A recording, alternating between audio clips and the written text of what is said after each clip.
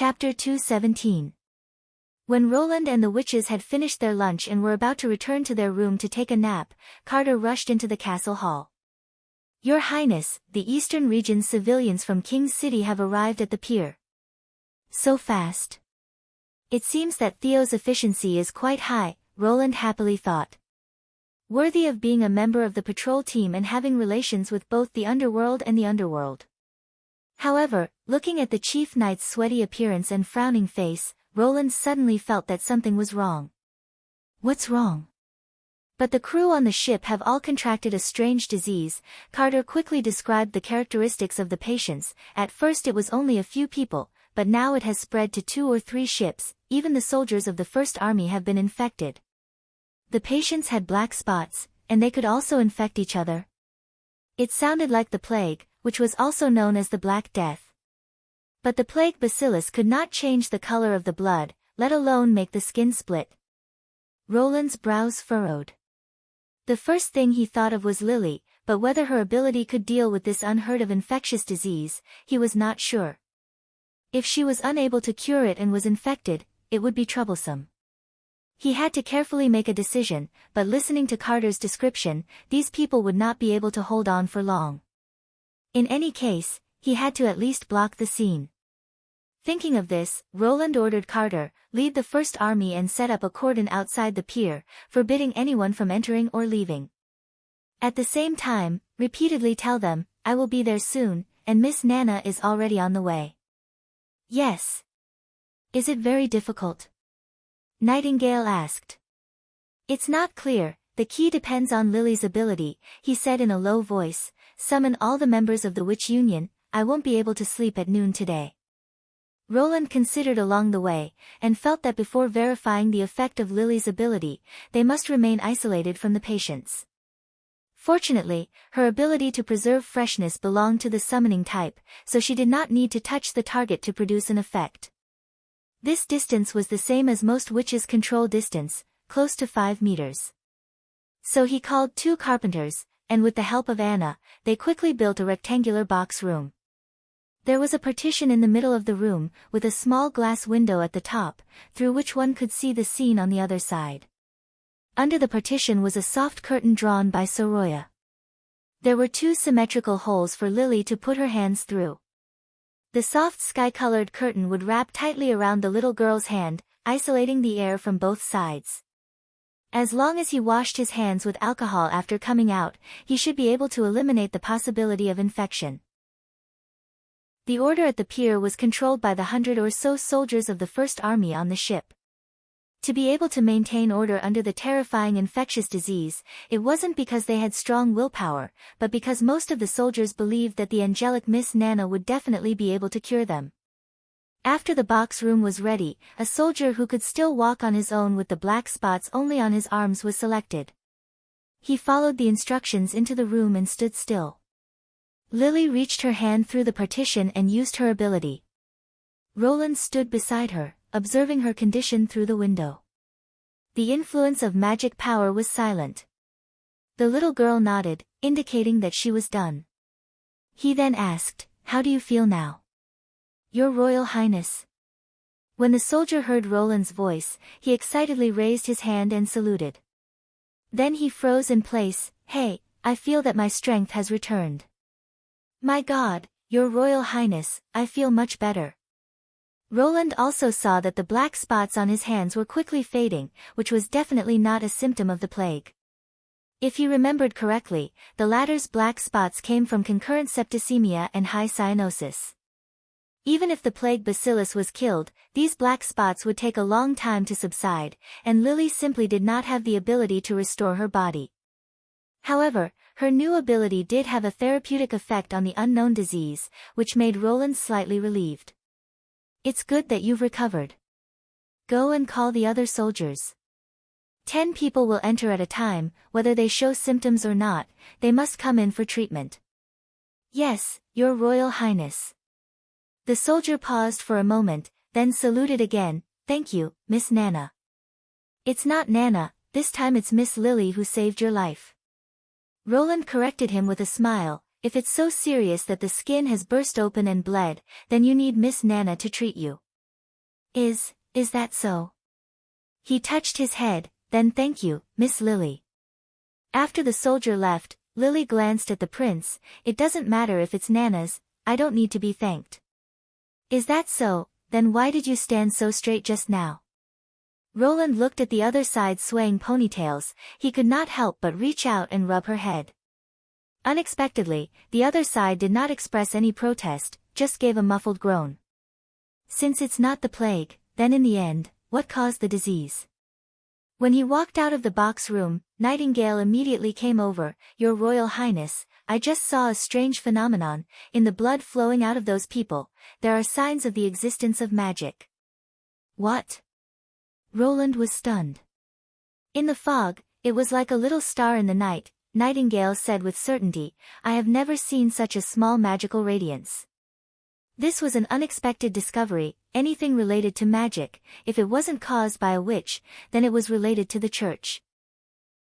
Now, at least, it was certain that this plague was not caused by natural bacteria or viruses. I see, the prince thought for a moment, in that case, draw some blood and observe it. No, you may be infected. She nervously shouted to stop him. Rest assured, Roland smiled at her, Lily's new ability has completely restrained the disease. The blood sample was taken from a comatose civilian, he inserted the glass piece covered with black blood into the shelf, adjusting the object. As the scene in the lens gradually became clear, if the thing that caused the symptoms was about the same size as the bacteria, then it would be impossible to see anything. But at the moment when the focus overlapped with the target, Roland could hardly believe his eyes. Within the narrow range of his vision, he saw several long tentacles and fat bellies slowly swimming in the liquid, from time to time their tails spurting out a mucus that looked like slender hair. They were about the same size as single-celled algae, but just like Lily's mother, their bodies were not transparent, and it was difficult to distinguish whether they were single-celled organisms or not. Fortunately, the magic radiance of the insects did not affect the little girl's ability to play a role. When the blood mixed with the replicas was dripped into the sample, the replicas even preferentially attacked these strange insects, turning them into their own kind. When all the soldiers of the First Army had recovered, in order to avoid accidents, Roland ordered all the refugees who entered the box room to wear a hood and be led in by the soldiers. At the same time, another box room was also built, mainly for Nana to treat those who were seriously ill. The treatment lasted from noon to the evening. When more than 500 people on the 10 boats had recovered, the crowd burst into thunderous cheers. Many people knelt on the ground, shouting, "Long live His Royal Highness," wave after wave of cheers, not subsiding for a long time. You don't seem very happy. Nightingale blinked at him. The one who cured the disease was not me, but Lily and Nana, they are witches. Roland shook his head, they should be the ones receiving the cheers of the people. Having said that, before these people had fully accepted witches, telling the public the truth was not a wise move. He sighed softly, hoping that one day in the future he would be able to let the witches stand in front of the stage. Nightingale seemed to understand Roland's thoughts, she generously patted his shoulder, "No one will care, you have done enough. Besides, this day will come sooner or later, won't it?" She paused, "By the way, there is another good news I forgot to tell you." "What is it?" Chapter 218. Belle's condition was stabilized. Just like the strange arrangement when they first boarded the ship, the mercenaries with wooden guns on their backs divided everyone into several groups. Those who were injured and in critical condition were first carried into the strange wooden house for treatment. Following that, they were arranged according to the order of the young, the families with children, and the adults. Lucia and Belle were at the front. The whole treatment process was very fast. Blindfolded, Lucia carried her sister and walked into the house with the help of the mercenaries. She didn't have to wait long before someone handed her a pill. The pill was very small and slightly sweet. The person also took the initiative to tell her that the medicine for her sister had been fed by them and that she did not need to worry. After walking out of the room and taking off the hood, she was pleasantly surprised to see that Belle's complexion was improving at a speed visible to the naked eye. Although she was still in a coma, her forehead was no longer hot, the flush on her face had faded, and the black spots had disappeared without a trace. When everyone was freed from the fear of death and regained a new life, they were almost unable to control themselves. They knelt down and cheered for the gray-haired man in the distance, paying him the highest respect. From the mercenaries, they learned that he was the lord of this place, the ruler of the western region, His Royal Highness Roland Wimbledon. What happened next was exactly the same as the rumors said. The lord not only lit a bonfire by the pier, cooked meat porridge and distributed it to everyone, but also told them that as long as they were willing to work for the town, they could get paid, food, and shelter here. While everyone was enjoying the fragrant meat porridge, they were all talking about how lucky they were to board the fleet heading to the western region, praising His Royal Highness for his benevolence. Only Lucia felt a trace of anxiety. In the end, how could she contact the Witch Cooperation Association? The secret news only said that a group of witches had stayed in Border Town, but it didn't mention how to find them. It was probably because the important parts were lost in the process of spreading. She faintly heard that the news came from a big city in the middle of the kingdom. Just as everyone was filling their stomachs, they were led by the mercenaries to the wooden shack by the river, when a woman's voice suddenly appeared behind Lucia. "Are you looking for us?" She was startled, and at the same time, she turned her head and jumped 2 steps forward, ready to escape. But when the appearance of the person came into her eyes, Lucia couldn't help but freeze in place. My God, it was such a beautiful woman, her long curly hair under the swaying firelight emitted a soft orange light, her eyes were as bright as the stars, and the corners of her mouth revealed a sweet smile. The most eye-catching thing about her was the temperament she exuded. It was not inferior to any of the nobles, as if she herself was a great person. "My name is Nightingale, I am a witch, welcome to Border Town." This kind of feeling made Lucia unable to help but lower her head. My name is Lucia White, I want to join you." "Then come with me," Nightingale said with a smile, "I will take you home."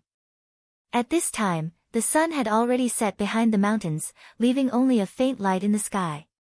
Lucia, carrying the unconscious Belle on her back, slowly followed behind her. "When did you awaken?" she asked. "Awaken?" Lucia was startled. "It is the moment when you turn into a witch," Nightingale explained. "From then on, your body will constantly gather magic power, we call this transformation awakening." "I think it was about 2 years ago," Lucia recalled. "Is magic power referring to the power of demons?" "That is just the church's excuse," she shook her head. "Magic power is an ability given to us by God, it has nothing to do with good or evil. The so-called demonic bite is nothing more than a backlash from the body when magic power is abundant. It can be avoided by practicing abilities." "You don't have to bear that kind of pain," Lucia said with her eyes wide open. "That's right, if it wasn't for the oppression of the church, witches wouldn't have to bear the pain of the backlash." Nightingale blinked, "And here is our home where we can freely use our abilities." She pointed behind her. "Is this cute little girl your sister? What about the rest of your family?" "They are all dead, only Belle and I managed to escape." Lucia was silent for a moment. "A group of people attacked Valencia, burning, killing and looting everywhere. In order to resist them, my father was stabbed in the chest by several swords. My mother told us to run away, but in the end, also." A long suppressed grief welled up in her heart, making it impossible for her to speak a complete sentence.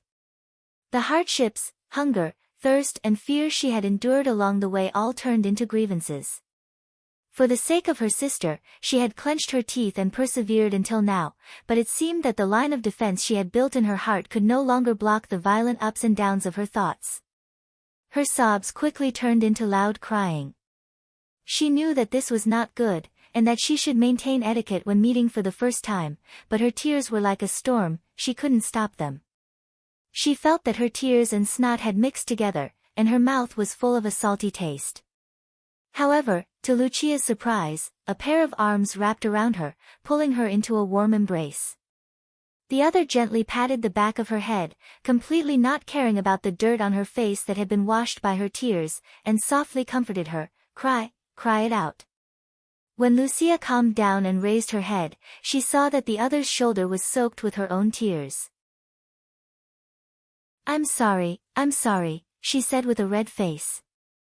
It doesn't matter, are you feeling better? Nightingale took out a handkerchief and helped her wipe her face. Then she picked up Belle with one hand and held her with the other. Let's go, there are still many sisters waiting for you. Lucia had thought that the witch's station would be located in some inconspicuous abandoned warehouse or basement, but she had never expected that Nightingale would unexpectedly bring her to the castle area. Wasn't this the Lord's private territory? What made her even more surprised was that not only did the guards not stop her, they even waved at her. Has the Witch Cooperation Association taken control of the entire town? On the third floor of the castle, when she entered a brightly lit room, she was surprised to find that the man sitting opposite her was the lord who had received the cheers of the people before. This is the leader of the Witch Union, His Highness Roland Wimbledon. He took in the surviving witches of the Witch Cooperation Association and spread the news to other cities, hoping to attract more sisters who had no place to live. Nightingale introduced, and this town is the home of the witches. You don't need to doubt this, because the one who treated your sister, as well as all the sick people on the ship, were the witches. Lucia's mind went blank. She had never thought that there would actually be a noble willing to take in witches, instead of treating them as tools or slaves. When she came back to her senses, she hurriedly bowed. Her strange posture made Nightingale unable to hold back her laughter. It doesn't matter, His Highness doesn't care about these etiquettes. You came from the eastern region? The Lord's voice was calm and relaxed. It didn't sound like an inquiry, but more like a casual chat. Lucia secretly glanced at the other side, only to see him casually leaning against a chair, his expression full of interest. Yes. As the conversation went on, and Nightingale explained and supplemented, her mood gradually relaxed. Although the other side was a noble, he didn't have an aggressive attitude, instead he was like an elder who cared about her. So that's how it is, you've only been awakened for 2 years, but you're still not an adult, he said with great interest. So, what is your ability? I can change an object back to its original appearance. Lucia hesitated, but it doesn't work on everything.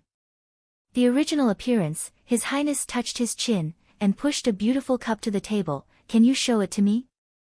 It will destroy it. It doesn't matter. Lucia nodded, walked to the table, and put her hand on top of the cup. After a while, the cup began to shrink and deform, finally turning into 3 different substances. The leftmost one looked like a pool of oil, dark and sticky, the middle one was a small cluster of black powder, and the rightmost one was a pool of clear water, slowly dripping down the table. Chapter 219. Belle's condition had stabilized. Just like the strange arrangement when they first boarded the ship, the mercenaries with wooden spears on their backs divided everyone into several groups. Those who were badly injured or in critical condition were first carried into the strange wooden house for treatment. After that, those who were young, those who had children, and then those who were adults went in order. Lucia and Belle were at the forefront of the line. The whole treatment process was very fast. Blindfolded, she held her sister and walked into the house with the help of the mercenaries. It didn't take long before someone gave her a pill. The pill was very small and slightly sweet. The other side also took the initiative to tell her that they had already fed her sister's medicine, so she didn't have to worry. After walking out of the room and taking off the hood, she was surprised to see that Belle's complexion was improving at a speed visible to the naked eye. Although she was still in a coma, her forehead was no longer hot, the flush on her face had faded, and the black spots had disappeared without a trace. When everyone was freed from the fear of death and regained a new life, they were almost unable to control themselves. They knelt down and cheered for the gray-haired man in the distance, paying him the highest respect. From the mercenaries, they learned that he was the lord of this place, the ruler of the Western Territory, His Highness Roland Wimbledon. What happened next was exactly the same as the rumors said. The lord not only lit a bonfire at the pier, but also distributed meat porridge to everyone. He also told them that as long as they were willing to work for Border Town, they could get paid, food, and shelter. Everyone enjoyed the fragrant meat porridge while talking about how lucky they were to board the fleet to the Western Territory and praised His Highness for his kindness. Only Lucia felt a trace of anxiety. In the end, how could she contact the Witch Cooperation Association? The secret news only said that a group of witches had stayed in Border Town, but it didn't mention how to find them. Probably the important part was lost in the process of spreading. She faintly heard that the news came from a big city in the middle of the kingdom. Just as everyone was filling their stomachs and being led by the mercenaries to the wooden shed by the river, a woman's voice suddenly appeared behind Lucia. "Are you looking for us?" She was startled and turned around while jumping 2 steps forward, ready to escape. But when the person's appearance was reflected in her eyes, Lucia couldn't help but stand in place. Heavens, what a beautiful woman she was! Her long, curly hair emitted a soft orange glow under the swaying firelight. Her eyes were as bright as stars, and the corners of her mouth revealed a sweet smile. The most eye-catching thing about her was the temperament she exuded, which was not inferior to any of the nobles. It was as if she herself was a great person. "My name is Nightingale, and I'm a witch. Welcome to West Border Town." This feeling made Lucia lower her head involuntarily. My name is Lucia White, and I want to join you." "Then come with me." Nightingale smiled. "I'll take you home." At this time, the sun had already set, leaving only a faint light in the sky. Lucia carried the sleeping Belle on her back and slowly followed behind her. "When did you awaken?" she asked. "Awaken?" Lucia was startled. "It's the moment you turn into a witch," Nightingale explained. "From then on, your body will constantly gather magic power. We call this transformation the awakening." "I think it was about 2 years ago," Lucia recalled. "Does magic power refer to the power of demons?" "That's just the church's excuse." She shook her head. "Magic power is an ability given to us by God, and it has nothing to do with good or evil. The so-called demonic bite is nothing more than a backlash when magic power is abundant in the body, which can be avoided by practicing our abilities. You don't have to bear that kind of pain." Lucia's eyes widened. "That's right. If there was no oppression from the church, witches wouldn't have to bear the pain of backlash." Nightingale blinked. "And here is our home where we can freely use our abilities." She pointed behind her. "Is this cute little girl your sister? Where are the rest of your family?" "They're all dead. Only Belle and I managed to escape." Lucia was silent for a moment. "A group of people attacked Valencia, burning, killing, and looting everywhere.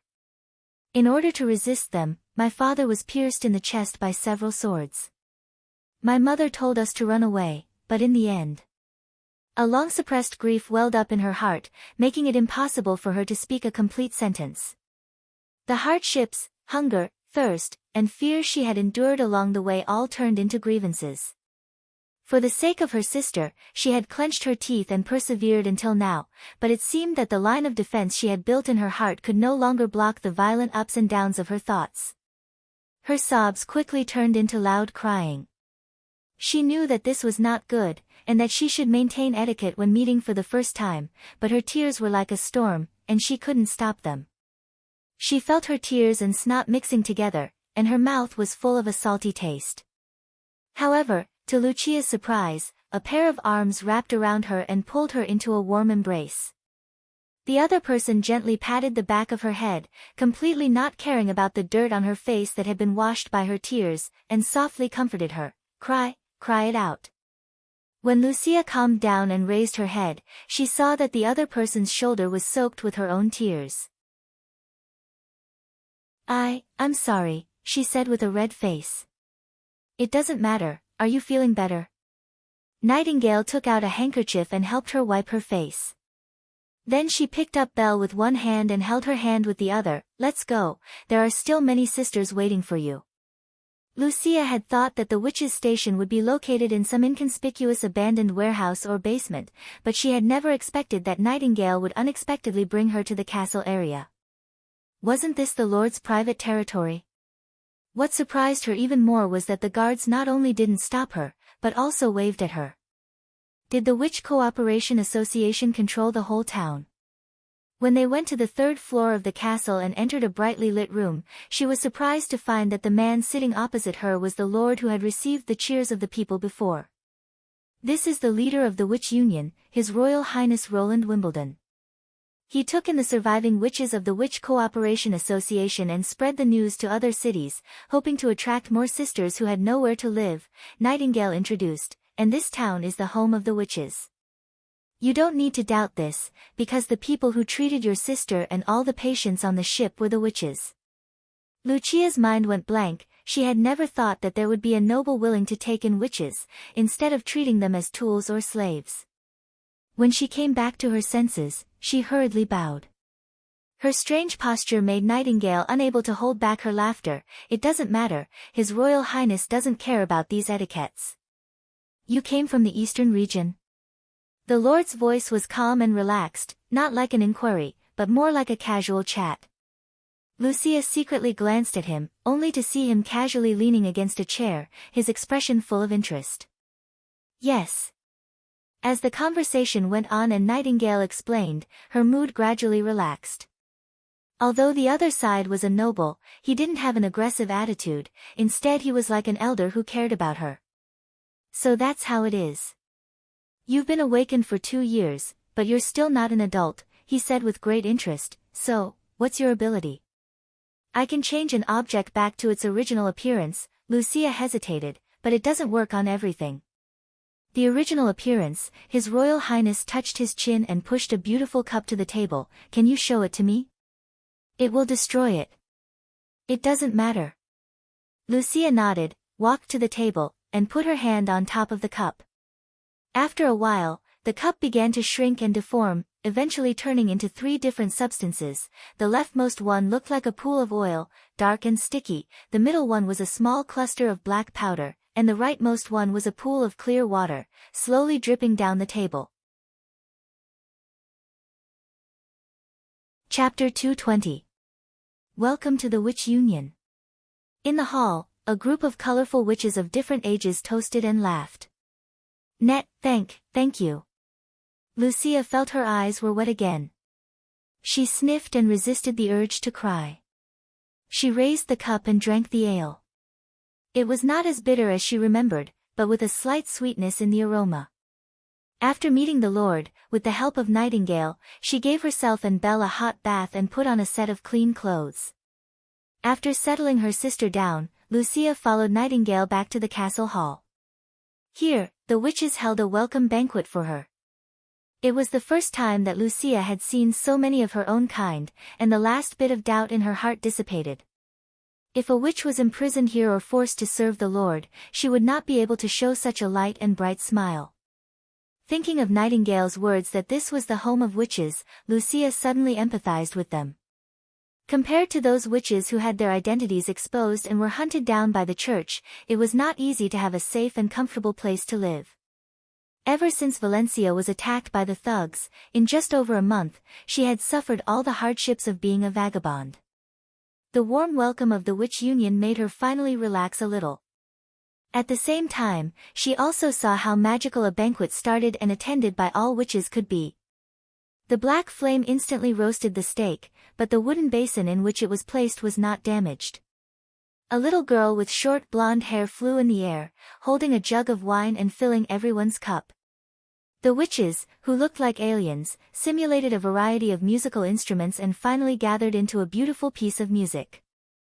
Under Nightingale's introduction, Lucia quickly remembered everyone's name and unconsciously integrated into the group.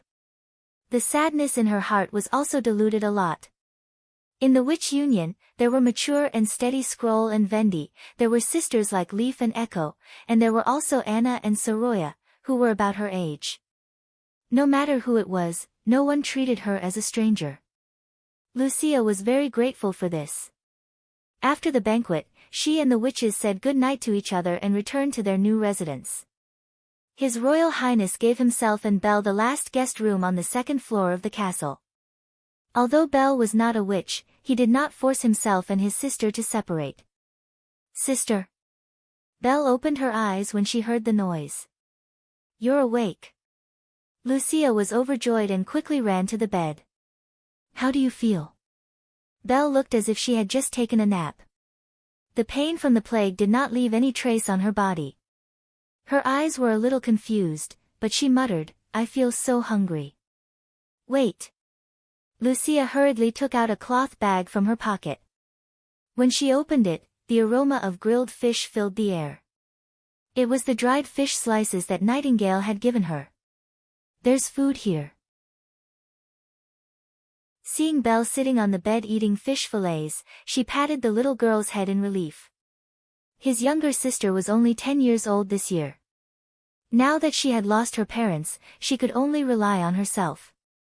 After swallowing 2 fish fillets, Belle sobered up a lot. She looked around and asked, "Where are we? There doesn't seem to be such a big bed on the ship." "Border town in the western region, we have arrived at our destination." "We've arrived?" She touched her cheek. "But I'm sick, aren't I? Would they agree to let the plague patients enter the town?" "Yes, indeed they wouldn't." Lucia was amused by her sister's blank look. "But the Lord's witches cured you." She told her in detail what had happened at the pier. "We are now staying in his castle." "Witches?" Belle tilted her head and asked, "Are they like you, sister?" "Yes, everyone is very good to me, especially a witch named Nightingale." Lucia gently stroked her head. "She also helped you bathe." "Well, didn't you often say that the nobles hate witches? Why is the Lord willing to take them in?" This question made Lucia slightly choke. She coughed twice. There are occasionally 1 or 2 good people among the nobles." Belle picked up the last piece of dried fish from the bag. "So, do you need to work for him? Like a maid at home, sweeping the floor, cooking, and serving in bed? What nonsense are you talking about?" Lucia pinched her sister's face. "I am a witch. Of course, I will use my ability to serve the Lord. As for what a maid has to do, who told you?" "Mother." She curled her lips. That's why she never allowed father to recruit beautiful maids. Speaking of her family, Lucia's face suddenly became a lot gloomier. She no longer blamed Belle. Instead, she held her sister in her arms and sighed softly. She wasn't worried about her sister's statement. When she talked with the Lord, she could see that in addition to a simple question about her life, the rest of the focus was on her ability. Obviously, he was more concerned about whether witches could serve him. But when she thought of her own ability, Lucia felt deeply worried. She was not ignorant of the world of witches. There were many witches in Valencia, but half a year ago, they began to withdraw from the city. She heard that they were going to the fjords to find a new place to live. She didn't want to leave her parents, so she didn't agree to travel with them. But after a few contacts, Lucia at least knew that witches were used to dividing their abilities into fighting and non-fighting types. Restoring objects could be said to be useless. Not to mention using it in battle, it would even be difficult to control when using it normally. Her father was a businessman who ran a papermaking workshop. The living room was often filled with papyrus that had been made. On the day she became a witch, she unconsciously and coincidentally used her ability, turning these papyrus back into a large pile of flying grass and powder. Afterwards, although her parents severely reprimanded her, they didn't hand her over to the church. Instead, they asked her to carefully hide herself, and if necessary, wear a God's stone of retaliation and pretend to be a devout believer. At first, Lucia was full of curiosity about her own ability. She often secretly hid in her bedroom to test and restore various objects, but she soon found that this ability was extremely difficult to control. Sometimes it was the same papyrus, but sometimes it was grass, and sometimes it was black particles. If she continuously used her ability on an object, it would only make it become less and less, and the final product would be either powder or gravel. This meant that her ability couldn't be used to remake damaged objects, and she would only completely destroy the finished products that others had painstakingly made. Other witches also thought that Lucia's ability was not very useful. When used in a fight, the range was too close, and it was ineffective against living things. Not to mention a well-trained knight, even an ordinary farmer would find it difficult to defeat her. She couldn't be considered a fighting witch, and she couldn't think of any use for non-fighting witches, so it was almost the lowest level of ability. Because of this, she was depressed for a long time. But now, Lucia was more worried that if His Highness thought she was useless, would he drive her out of the castle? Chapter 221. Early in the morning, Roland had placed all kinds of test props on the office floor. From solids to liquids, minerals to metal ingots, inorganic substances to organic substances, everything could be found. You look very happy. Nightingale squatted down, picked up a small soup dumpling from the plate, and threw it into her mouth. Of course, Border Town now has a new witch, and her ability is so incredible. Roland raised his eyebrows. Also, don't think that I didn't see you eat the test subject just now, right? There are several more. She wiped her mouth. Is Lucia's ability very useful? It's very useful. Whether it's decomposing or restoring, it can bring great progress to smelting and manufacturing. Roland said excitedly. Together with Anna, the strength of the machine can be increased several times. Even if it can't be mass-produced, as long as we make a few machines by hand, it will definitely improve the production level of the town. Today, the machine tools used in the Grey Castle Industrial Company's factory were precisely made by Anna. Although the scale was extremely accurate at the beginning, due to the defects of the materials, the wear and deformation of the machine tools became increasingly obvious during the production process. Tool breakage and fragmentation were even more common.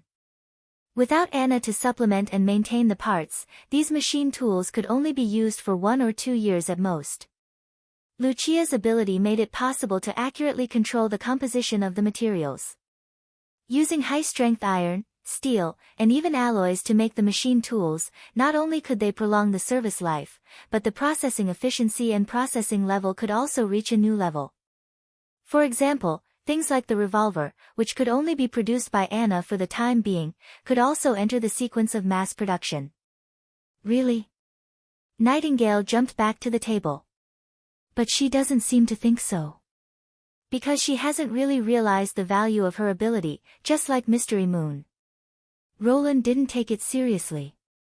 If Lucia can finish reading Natural Science Theoretical Foundation, she will certainly not have such an idea. Nightingale silently stuffed 2 handfuls of dried fish into her mouth. After Lucia finished her breakfast and came to the office, the ability test officially began. Roland watched expectantly as she turned each of the test items into a pile or several small piles of different substances. The iron ingots and iron ore were all turned into silver-white granules. If one looked closely, one could even find some variegated powder on the side. The grapes and steak didn't change, but the soup dumplings turned into water, minced meat, and flour. Halfway through the transformation, she suddenly stopped and said with some embarrassment, "I seem to have exhausted all my magic power." Roland looked at Nightingale, and the latter nodded. She has very little magic power stored in her body. She looks like an erratic cloud of smoke, but this is the first time I've seen such a color. What color? Gray, she said. Roland returned to his desk and waved at Lucia. A witch's magic power grows with age and training. You're not an adult yet, so it's already very good that you can do this. When the little girl walked to the table, he pushed the parchment that he had already prepared in advance in front of her. Since you have decided to stay in Border Town, sign this contract. Lucia looked down at the end of the contract and couldn't help but gasp. 1 golden dragon per month? Your Highness, but my ability hasn't been tested yet, right? It has nothing to do with your ability, Roland shook his head with a smile. As long as you are a member of the Witch Union, this contract will be valid forever. Even if a witch's ability is useless? She asked incredulously. You can understand it that way, the prince said, but I believe that every witch's ability has its own unique use, the only difference is the time of digging. So you don't have to worry about not being useful. He paused. In addition, you should have heard the real reason for the magic bite from the other witches, so in order to ensure that you can smoothly pass the day of awakening, you have to practice your ability repeatedly every day. After dinner, Teacher Scroll will give a lesson to the witches in the living room. You have to go and listen to the lesson. Although you have mastered reading and writing, it is still necessary to study elementary mathematics and basic natural science. Yes, Your Highness. Lucia nodded vigorously. You also have a sister, right?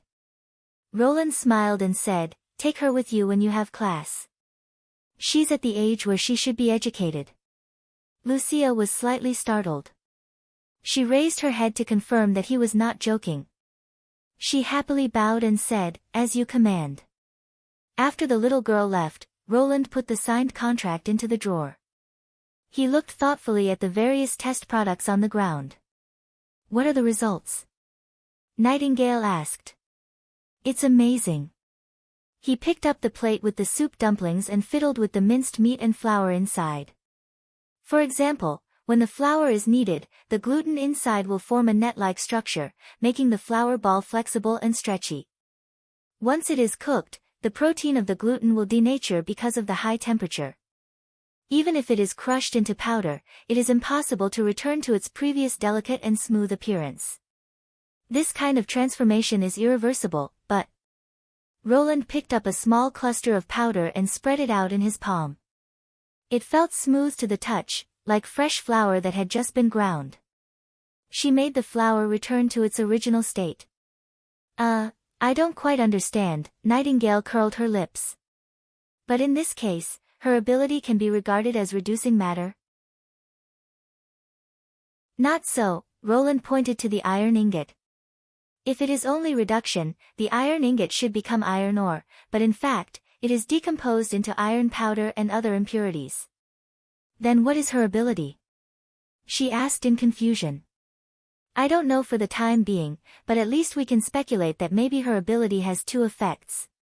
As for the specific form, it depends on her knowledge. Knowledge? In essence, there is not much difference between steak and iron ore. They are both composed of a variety of particles. However, Lucia's ability can only decompose iron ore, but cannot affect steak. I think it is probably because she can't understand organic matter, or the composition of living things. Roland explained. He was not sure whether his guess was correct or not, but there was no doubt that Lucia was the one who needed to learn and supplement her knowledge as soon as possible. 3 days later, when the second fleet of refugees from the eastern region arrived in Border Town, the same disease also broke out on the ship. But this time it was even more serious, almost half of the crew were infected. Through questioning, Roland learned that some of the patients had black spots on the first day after boarding the ship. This meant that they had been parasitized by strange insects earlier, and the incubation period had been shortened by a lot. At the same time, Roland also received a letter from King City. The seal was printed with the symbol of the Marjorie Chamber of Commerce.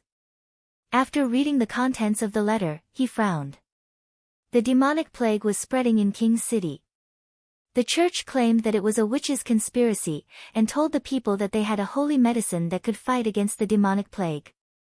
Outside of King City, a large number of infected people had also appeared. For safety reasons, Theo chose to temporarily stop transporting the refugees. If he didn't estimate the time incorrectly, the first returning fleet would return to King City in 4 days, bringing the news that Border Town could cure the demonic plague. But those who had already been infected probably wouldn't be able to survive on the ship for nearly a week. Moreover, the church's propaganda made him smell a trace of conspiracy. After considering it again and again, he decided to send a team to escort Lily to King City. Otherwise, most of the people in King City and the refugees from the eastern region would die in this man-made disaster, and the survivors would become devout believers of the church. Chapter 222. Now that he had made up his mind, the first question he had to face was, should he personally go to King City? This would be the first time that the First Army of Border Town would be fighting far away from the western region. Unlike the previous 2 defensive battles, they would inevitably encounter an unfamiliar environment. Without the preset battlefield, it was still unknown how much of their fighting strength they could display. If he didn't go, it would be hard to feel at ease. Although Roland's military level was extremely limited, his understanding of it could be regarded as the top level of the era. However, once he left Border Town, the western region would become uncontrolled. If the news spread to Longsong Stronghold, it was hard to say what kind of wicked ideas the big families would have. As long as someone leaked this news to Timothy, both the front line and the rear would suffer. Timothy might not care so much about the witches, but if he knew that he was near King's City, it would be strange if he didn't mobilize an army to encircle and annihilate him. Even if he let him go and ordered his other subordinates to attack the western region from the north, he would still be at a dead end. In general, compared to the loss on the front line, a fire in the backyard was much more serious. In the end, Roland decided to stay in Border Town. After all, the main task of the First Army was to protect the witches, and the secondary task was to guide the refugees to the ships in batches, rather than to engage in a direct battle with Timothy's King's City Patrol or the Church's army of judges. As long as the rescue measures were carried out properly, and there were no accidents, it was likely that they wouldn't set sail. Of course, he had to develop a rescue plan as perfect as possible. At noon that day, Roland called Carter, Iron Axe, Brian, and the members of the Witch Union over. The terrain near King's City was only vaguely remembered by the fourth prince when he was a child, but it wasn't a big problem. He let Soroya draw a simple map on the dining table in the living room, and began to give orders to Iron Axe and Brian. This central square represents King's City, and this blue line represents the canal. Roland said while thinking, "You have two tasks. The first is to protect the witches, heal the refugees, and bring them back to Border Town. The second is to prevent the demonic plague from continuing to spread in King's City. Let me tell you something first, this plague is most likely caused by the Church." What? Brian's eyes widened in disbelief, and Carter frowned. Only Iron Axe's expression didn't change at all. As a Majin tribe worshipped the three gods of nature, he didn't have any reverence for the Church and its proclaimed god, which made Roland feel very pleased. After the Church annexed the Kingdom of Winter, they attacked the Kingdom of Wolfheart. If the kingdom is destroyed, I think the Kingdom of Dawn and Grey Castle will be their next target. In fact, the king's his mind. The prince briefly explained how the Church had given Timothy, Garcia, and himself the meatballs at the same time. From this, we can see that he's not supporting any of the heirs, but encouraging us to kill each other. The subjects who swallowed the pill would not become battle-hardened soldiers. Instead, they would collapse and die after the pill ran out. This time's plague is the same. The demonic plague has just started to spread in the capital, when the Church claimed that they have the antidote. Ironically, they have delayed releasing it to the citizens. Only the light that shines into hell is the most dazzling, Iron Axe said. Exactly. If you want to play the role of a savior, you must act at the most difficult moment for the people. The stronger the contrast, the deeper the impression the Church leaves on the people. As for the innocent people who died along the way, it was just a sacrifice because their faith was not pious enough. Roland stated, so in addition to rescuing the fugitives from the eastern region, we have to try our best to destroy the Church's conspiracy. What should we do? Brian took a deep breath. Do your best to conceal yourself and complete the mission without the other party noticing. Roland pointed to a large open space south of the dock on the outskirts of the canal. This should be a crop field, very suitable for hiding. You should find a vantage point here and set up a scouting post overlooking the dock. The soldiers in charge of receiving them disguised themselves as mercenaries from the caravan and escorted the treated fugitives onto the ships. I will ask the merchant Marjorie to gather as many ships as possible, not just 2 fleets involved in the transport. Whether it was Longsong Stronghold or Grey Castle King's City, the patrols of the big cities rarely covered the surrounding areas. The scope of their investigation basically depended on the height of the city wall.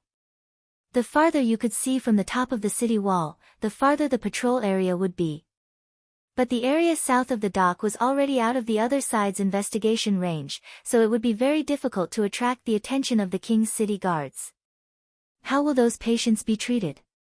Iron Axe asked. Mainly relying on Lily's clone, Roland roughly explained the little girl's strange ability. She doesn't need to go into the refugee camp to cure these people. Any microorganism can become a clone.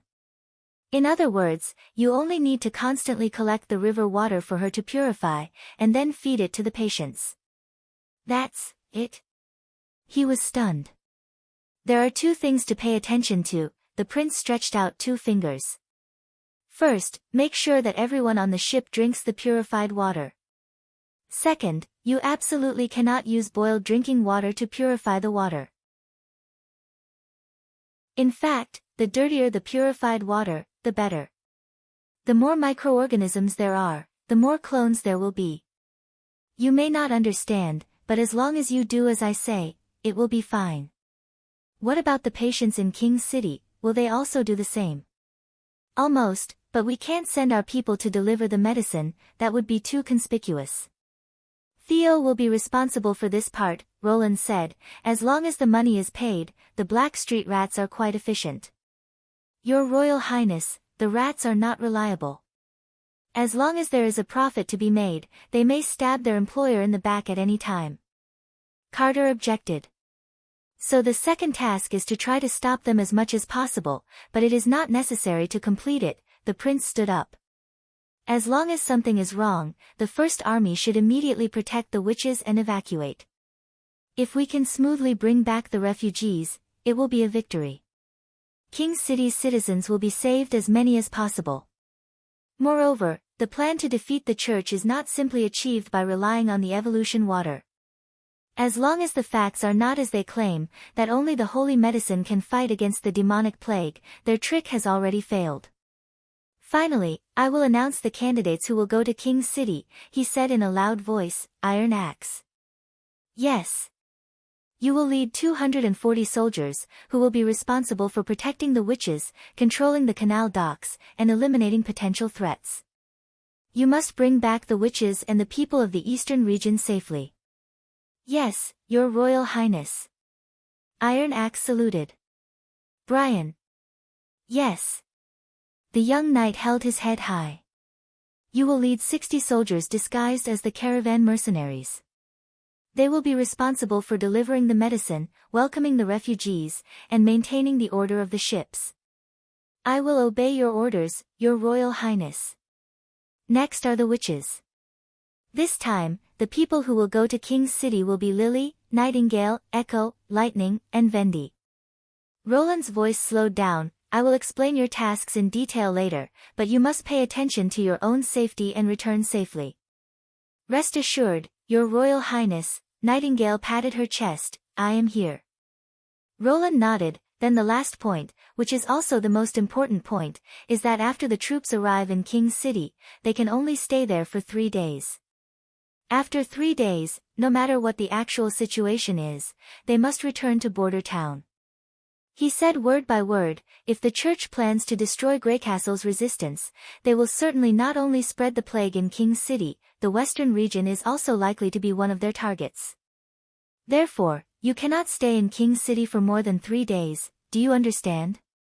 Yes, Your Royal Highness. Iron Axe and Brian said in unison. Very well, then we will implement this plan. Wait. Your Royal Highness, what about me? Carter raised his hand. You will lead the remaining soldiers of the First Army and protect my border town. Roland patted his shoulder. Chapter 223. Genius 1 second. Remember, if you want to go. Shoah.net provides you with wonderful novels to read. Fjords, Sea Dragon Bay. The church's believers climbed up the wall and shot arrows at the witches, but faced with Shavi's invisible barrier and Molly's magic servants, it had little effect. The arrows either fell from the sky or were swallowed by the servants. Only when the other party shot an arrow embedded with a god's stone of retaliation would it pose a threat. After all, the number of god's stones of retaliation was limited, so the unfortunate witches who were shot would immediately be dragged to the rear for treatment. As long as the bleeding was stopped in time, their lives would not be in danger. After 2 or 3 rounds of shooting, more than 20 witches had already advanced to the wall. Ashes jumped onto the top of the wall and cleaned up the believers who dared to show their heads. After a few days of pre-battle investigation, they knew the weak points of this wall like the back of their hands. The cries of pigeons came from the sky. It was Maggie telling them that they had arrived at the correct location. Lotus, who had experienced several previous battles, did not hesitate to use her ability. The ground suddenly shook, and the believers of the church wanted to rush over to stop it, but they were all killed by ashes one by one. Without the protection of the god's stone of retaliation, the walls soon collapsed, allowing the witches to rush in and use their abilities to attack the believers. More than half of the believers who weren't wearing the god's stone of retaliation instantly fell down, while those who were still standing were cleanly harvested by ashes. This was the first time the church had been attacked since it was built, and the enemy was the church's mortal enemy. The priest who was stationed here also knew that it was the last moment. He called for the remaining believers to take the pill and sacrifice themselves for God. More than a dozen crazy believers used their flesh and blood to entangle ashes, while the rest of them rushed towards Lotus and the others. Lotus, who was already prepared, raised an earthen wall from the ground, temporarily blocking the enemy. The god's stone of retaliation couldn't eliminate the magic effect that had already been completed, so when they bypassed the earthen wall, they found that there was nothing behind it. The manic believers had to return to besiege ashes, but the group of witches would suddenly appear behind them and knock down the enemies who were caught off guard. Every time this happened, the opponents would suffer losses.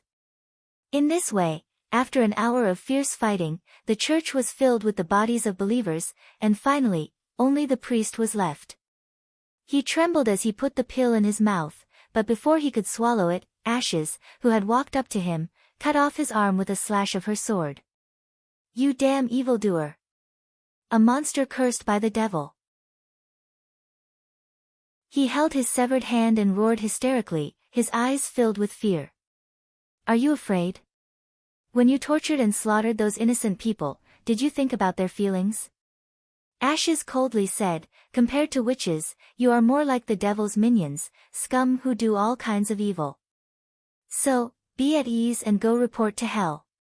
With that, the giant sword chopped down, cutting off his curse in his throat. "Did we win?" Molly walked up to her, still in disbelief. "That's right," Ashes breathed a sigh of relief. "This is the last church in the fjords. From now on, there will be no more strongholds of the church on the islands. We've won."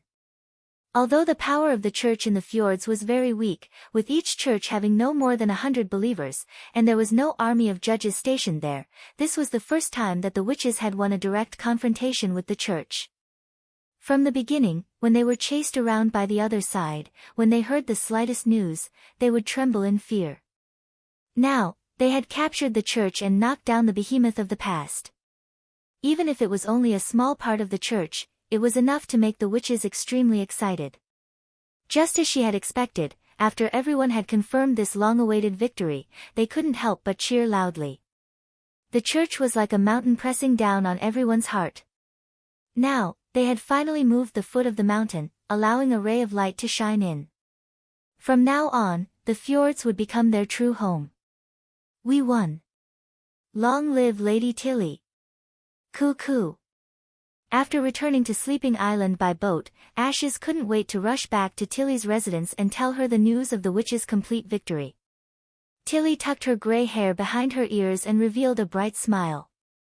"Maggie has already told me. I heard that you are all safe and sound. This is really great." Indeed, compared to a sailboat, she could fly much faster after turning into a seabird. Ashes looked around, but didn't see that familiar figure. "Where's Maggie?" "She left, right after reporting the news of the victory." Tilly shook her head helplessly. Ashes was startled. "She returned to the western region?" "Yes," Tilly smiled. "She probably also met a very good friend over there. It's only been a few days, but she can't wait to go back. If it wasn't to help us defeat the church, I'm afraid she would have returned to Border Town the same day she delivered the letter. I'm really getting more and more curious about that side." Ashes hesitated for a moment before opening her mouth. Should I not have left her there? No, this is very good, the fifth princess replied in a confident tone. Because you let Maggie stay in Border Town, we can easily get in touch with the other side. I also asked her to deliver the reply to Roland and Wimbledon. She made a face. Guess what I replied to him? Of course I refused. Sailing across the sea is full of risks. How can we send witches to the western region? No, I agreed to his request. Tilly raised the corner of her mouth. I also briefly introduced the abilities of non-combat witches to him. In the letter, he said that as long as he could protect the witches, I could consider letting some witches go to Border Town. What did he say? By the way, we can investigate and learn, promote friendship, and work together to make progress. She paused. If necessary, I can even go to Border Town in person. Your Highness. Ashes could not help but call out the honorific she had used when she was a palace guard. I know what you are worried about, but at present, the biggest enemy of witches is the church. For this reason, one more ally means one more strength. Dealing with the Fjords Islands is a relationship of interest, while the Witch Cooperation Association of Border Town is a natural friend. Since we are friends, why not show some goodwill? Tilly laughed. Moreover, I heard from Maggie that witches can further evolve their abilities by learning new knowledge. Aren't you curious? If the witches we send can also learn this skill, Sleeping Island will certainly benefit a lot. But if you go in person, in case the other side.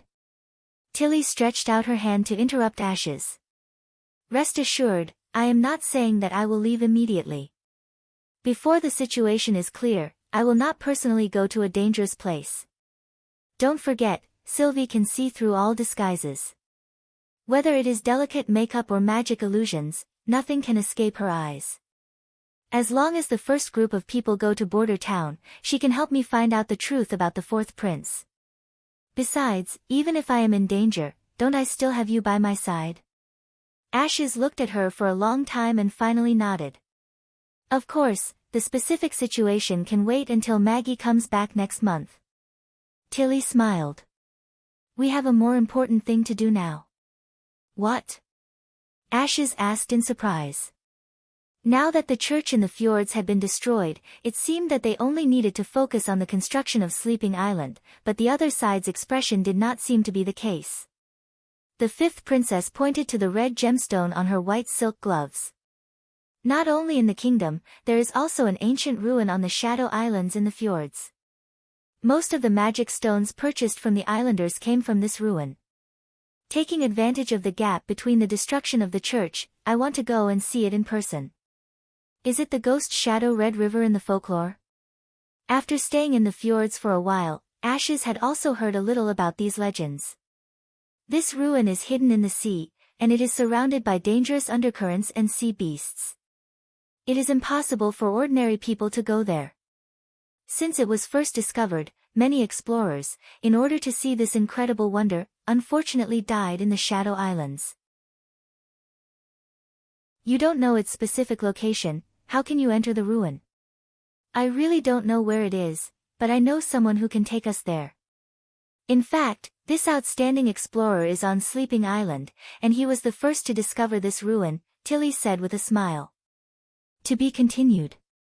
8. Chapter 224. Genius 1 second. Remember, if you want to go. Say net, provide you with wonderful novels to read. Theo had been staying in the hotel in the inner city these days, anxiously waiting for Border Town's reply. The towering inner city walls divided King's City into two different worlds, and the entry and exit were strictly controlled. Whether it was a noble or a wealthy merchant, they had to go through a comprehensive examination in a small room at the entrance. Once there were signs of illness, such as fever, flushing, or black spots, they would not be allowed to enter. After leaving the inner city, they had to rush back in the evening of the same day, otherwise once the sun went down and the city gates were closed, they would have to spend the night outside. But this still couldn't stop the spread of the demonic plague. Yesterday he had already heard rumors that there were nobles in the inner city that had been infected. If not for the church finally releasing the first batch of holy medicines, perhaps the nobles would have already evacuated King's City. 6 days after the letter was sent, the news finally came from Marjorie's Chamber of Commerce. He hurriedly rushed to the appointed place, a tailor's shop, and was then led to the basement by the clerk, where the owner of the Chamber of Commerce had already been waiting for a long time. He saw Marjorie sitting at a low table. On the table was a basin of ice water, which was constantly emitting bursts of cold air. Theo, covered in sweat, walked over to her and sat cross-legged, suddenly felt a cool breeze blowing on his face. He couldn't help but feel refreshed. His Royal Highness asked me to give you a letter. She handed him a folded sheepskin envelope. The seal seemed to be intact. Theo couldn't wait to open it, and took out the letter, which briefly explained the action plan, the news of the departure of the First Army, as well as the tasks he needed to complete. After carefully reading it, he quietly put the letter into his bosom and looked at Marjorie. Did His Royal Highness ask you for anything? No, he just sent a messenger to deliver this letter. Of course, the express delivery of the message needs to be charged. I have already put it on the account. Ahem, it's like this. Theo cleared his throat. His Royal Highness needs to transport all the fugitives back to the Western Territory in a very short time, so he hopes that you can provide a large number of ships for continuous transport, not just 1 or 2 fleets. Even if they are infected? Marjorie speculated with great interest. I think he certainly doesn't want to turn the entire Western Territory into a land of death, so. Your Highness found a cure for the demonic plague? Indeed, he nodded. In fact, there were already patients on the First Fleet, but they didn't break out at that time. They only discovered it when they arrived at the town. They are now on their way back to the capital. All the crew members are safe and sound. His Highness Roland is indeed an incredible man. Even the church couldn't come up with the antidote so quickly, Marjorie exclaimed. Then how many days does he plan to use to transport the refugees? A week? Theo held up 3 fingers. Love go small say netku, this is impossible. The female merchant was startled for a moment, but soon shook her head again and again. Even if half of these people died, there would still be more than 5,000 people. Transporting them in 3 days would mean that I would need to prepare nearly 100 sailboats.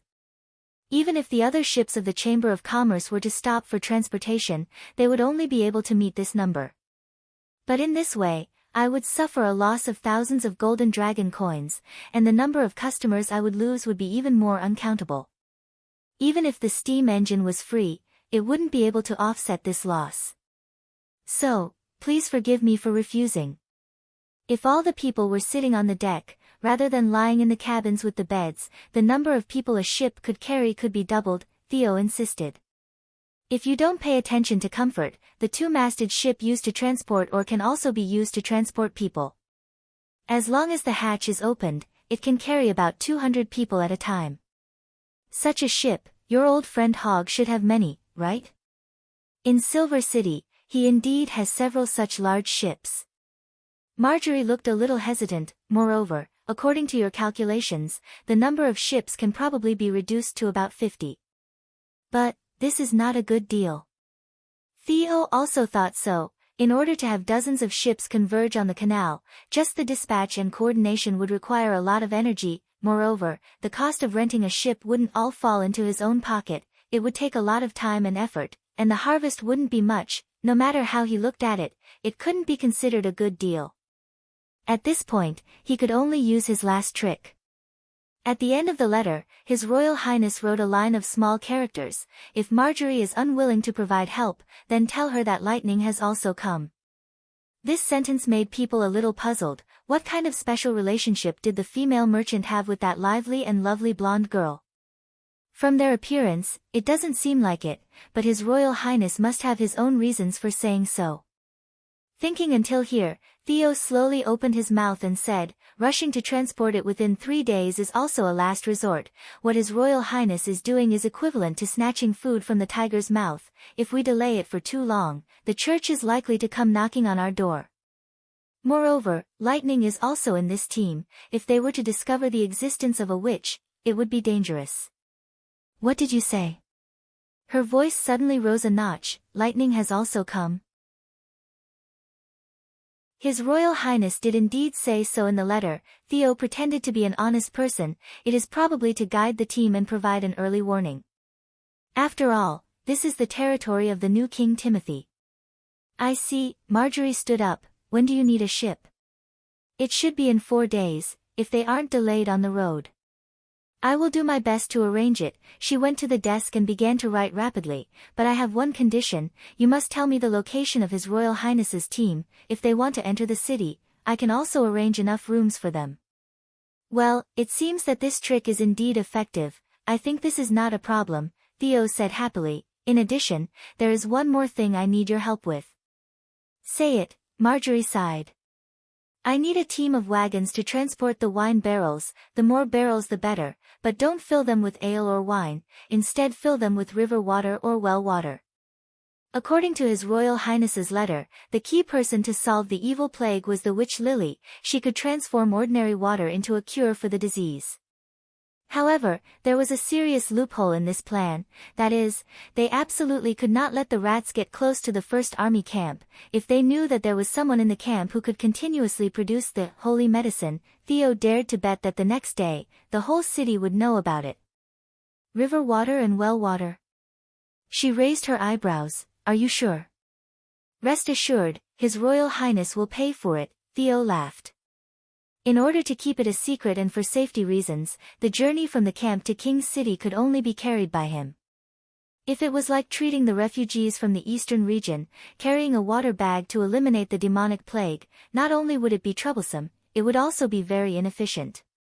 He had to find a way to bring as much purified water as possible at once. The huge wine barrel mounted on the four-wheeled carriage was obviously a good choice. To be continued.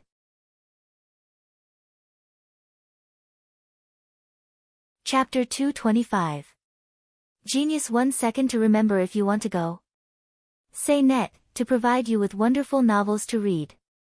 Knowing that His Highness had found a way to cure the demonic plague, Theo's restless mood finally calmed down. Moreover, once he had something to do, the next few days seemed to pass a lot faster. In addition to visiting the winery manor in the suburbs, and planning the route of the convoy, he also memorized the topography from the canal wharf to the city gate. Now it was a lot more troublesome to enter King's City, because of the refugees outside the city. All the major city gates of King's City had been closed, prohibiting outsiders from entering. Especially after knowing that the church was distributing the holy medicine, every day there would be desperate people attacking the city gates, hoping to go to the church to seek treatment. The guards on the city walls did not hesitate to respond with crossbows, and now there were a lot of corpses piled up in front of the city gates, giving off an unpleasant smell under the scorching sun. The only open side door was limited to nobles and merchants transporting food. Fortunately, Theo had served in the patrol team for quite a long time, and was also a native of King's City. Most of the guards on duty knew him, so they only needed to greet him when entering or exiting. Because of this, the inside and outside of the city were almost cut off. Even if the refugees were transported with great fanfare at the wharf, it would still be very difficult for the news to reach the city. Moreover, for the upper nobles, they were eager for someone to take away this group of refugees from the eastern region who could explode at any time, so that when the time came they wouldn't have to concentrate the patrols to suppress the riots. Theo roughly understood why His Highness had decided to set out on the same day he received the letter. These people had already been abandoned by King's City. If the church sent out priests to distribute the holy medicine, then most of the refugees would become devout believers. If His Highness could snatch this group of people before the church, and give them a new life and a place to live, there was no doubt that they would become fanatical supporters of His Highness. On the morning of the 4th day, the returning fleet arrived at the canal wharf on time. Theo was surprised to find that His Highness had sent more than 300 soldiers from the First Army, and all of them were equipped with revolving rifles. With such a strong force as a guarantee, even if the church got the news, it was estimated that they would be powerless to stop the refugees from leaving. Lightning. Marjorie, who was also waiting at the wharf, saw the little girl's figure. and couldn't wait to rush forward and hug her. "This is?" Iron Axe asked. "The owner of King City's Chamber of Commerce, Ms. Marjorie." Theo explained. This time, all the ships needed for the transportation were provided by her. In order for the plan to be carried out, she has contributed a lot. "I see," Iron Axe nodded to her. "Thank you for your help. I will deduct the cost from His Highness." She shrugged. "And instead of thanking me, you should thank Lightning." Lightning tilted her head. "Why?" "Ahem, it's nothing," Theo coughed twice. "What are you going to do next?" "Set up a camp south of the pier and control the area around the pier. We'll start the rescue in the afternoon," Iron Axe said. "As for the boat, I'll leave it to you." When Brian led his men into the refugee area, he could not help but frown. There were dying patients everywhere. Black blood and pus flowed out of their cracked skin, attracting flies. However, they didn't even have the strength to drive them away. They just let these flying insects crawl all over their bodies and lick their blood. He could not help but think of the months of the demons, when the people of Border Town were trapped in the slums of Longsong Stronghold. Facing the erosion of hunger and cold, they were also powerless. If this was really the church's doing, it was simply an unforgivable crime. "First, gather those who can still move," Brian said. "It's up to you, Miss Echo." If they rashly announced to the crowd that they had a drug that could cure the disease, it would cause a sensation. When the time came, all the people would pour into the pier area, and with only a few dozen people, they would not be able to suppress them. Therefore, the announcement had to be made in batches. His Highness had arranged for Echo to accompany him because her ability allowed her to specify a specific area or a specific person's ear. Brian only saw her open her mouth, but no sound came out. Among the refugees, some of them looked over. Soon, a group of people stumbled over. "My lord, is what you said true? As long as this disease can be cured, I'm willing to go with you to the western region." Success, Brian's heart was filled with joy. "Of course, our ship has already docked in the pier area. Take your family and come with me." The other soldiers also came forward to help carry the patients who were lying on the ground, unable to move. In a flash, the team expanded to several hundred people, walking towards the canal pier. Many people noticed this scene and hurried over as well. Back at the pier, the soldiers of the First Army had already placed the bags of purified water on a long table, while the entrance to the pier was guarded by Iron Axe. Only 2 people were allowed to pass at a time, ensuring that all the people who boarded the ship drank the purified water. "Everyone, listen carefully, these water bags contain the medicine to cure the disease. As long as you drink it, you will immediately be cured." Next to the long table was a platform, on which stood a soldier, constantly preaching His Royal Highness manuscripts. "The church's so-called demonic plague is caused by the witches, and only the holy elixir can cure it is simply nonsense. They just want to earn more money. They also want you to kneel down and thank them for saving your lives." But His Highness Roland not only brought the medicine, but also did not charge any fees. That's right, not even a single copper royal. These words caused a commotion in the crowd, and the first person who drank the purified water soon felt the changes in his body. He couldn't believe it and tore off his clothes, watching the black spots quickly disappear. "This medicine is really effective. I'm cured, I'm cured." "Me too, God above, my wounds are no longer bleeding." "God? Where is it? I only see a group of liars." "That's right. This medicine has nothing to do with the church. Long live His Highness Roland." As more people recovered, the reaction of the crowd became more and more excited. If it weren't for the soldiers of the First Army controlling the order, it was feared that the long table with the water bags would have immediately been destroyed by the crowd. Now His Highness Roland is developing the western region, and needs a lot of manpower to cultivate the fields, build houses, and build roads.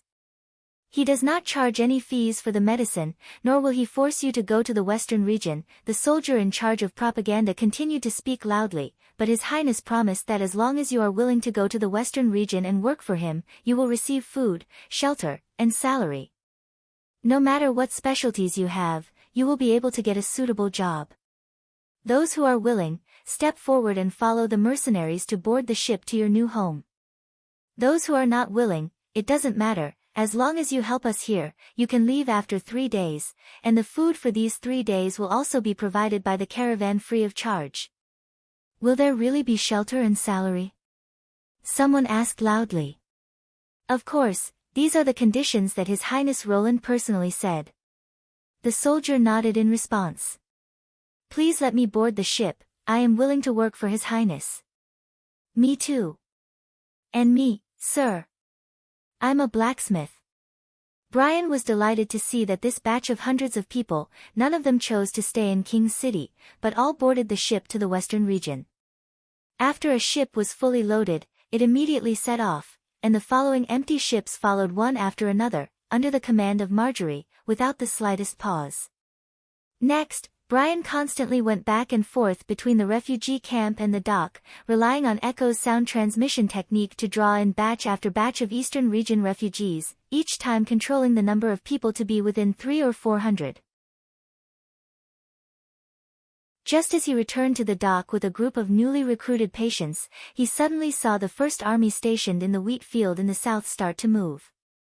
A small team quickly ran towards the north bank of the canal, guns already in their hands. What happened? He asked Iron Axe's subordinate. Miss Lightning, who was investigating, said that someone secretly jumped off the ship and escaped, the subordinate said after saluting, probably a rat hiding among the refugees.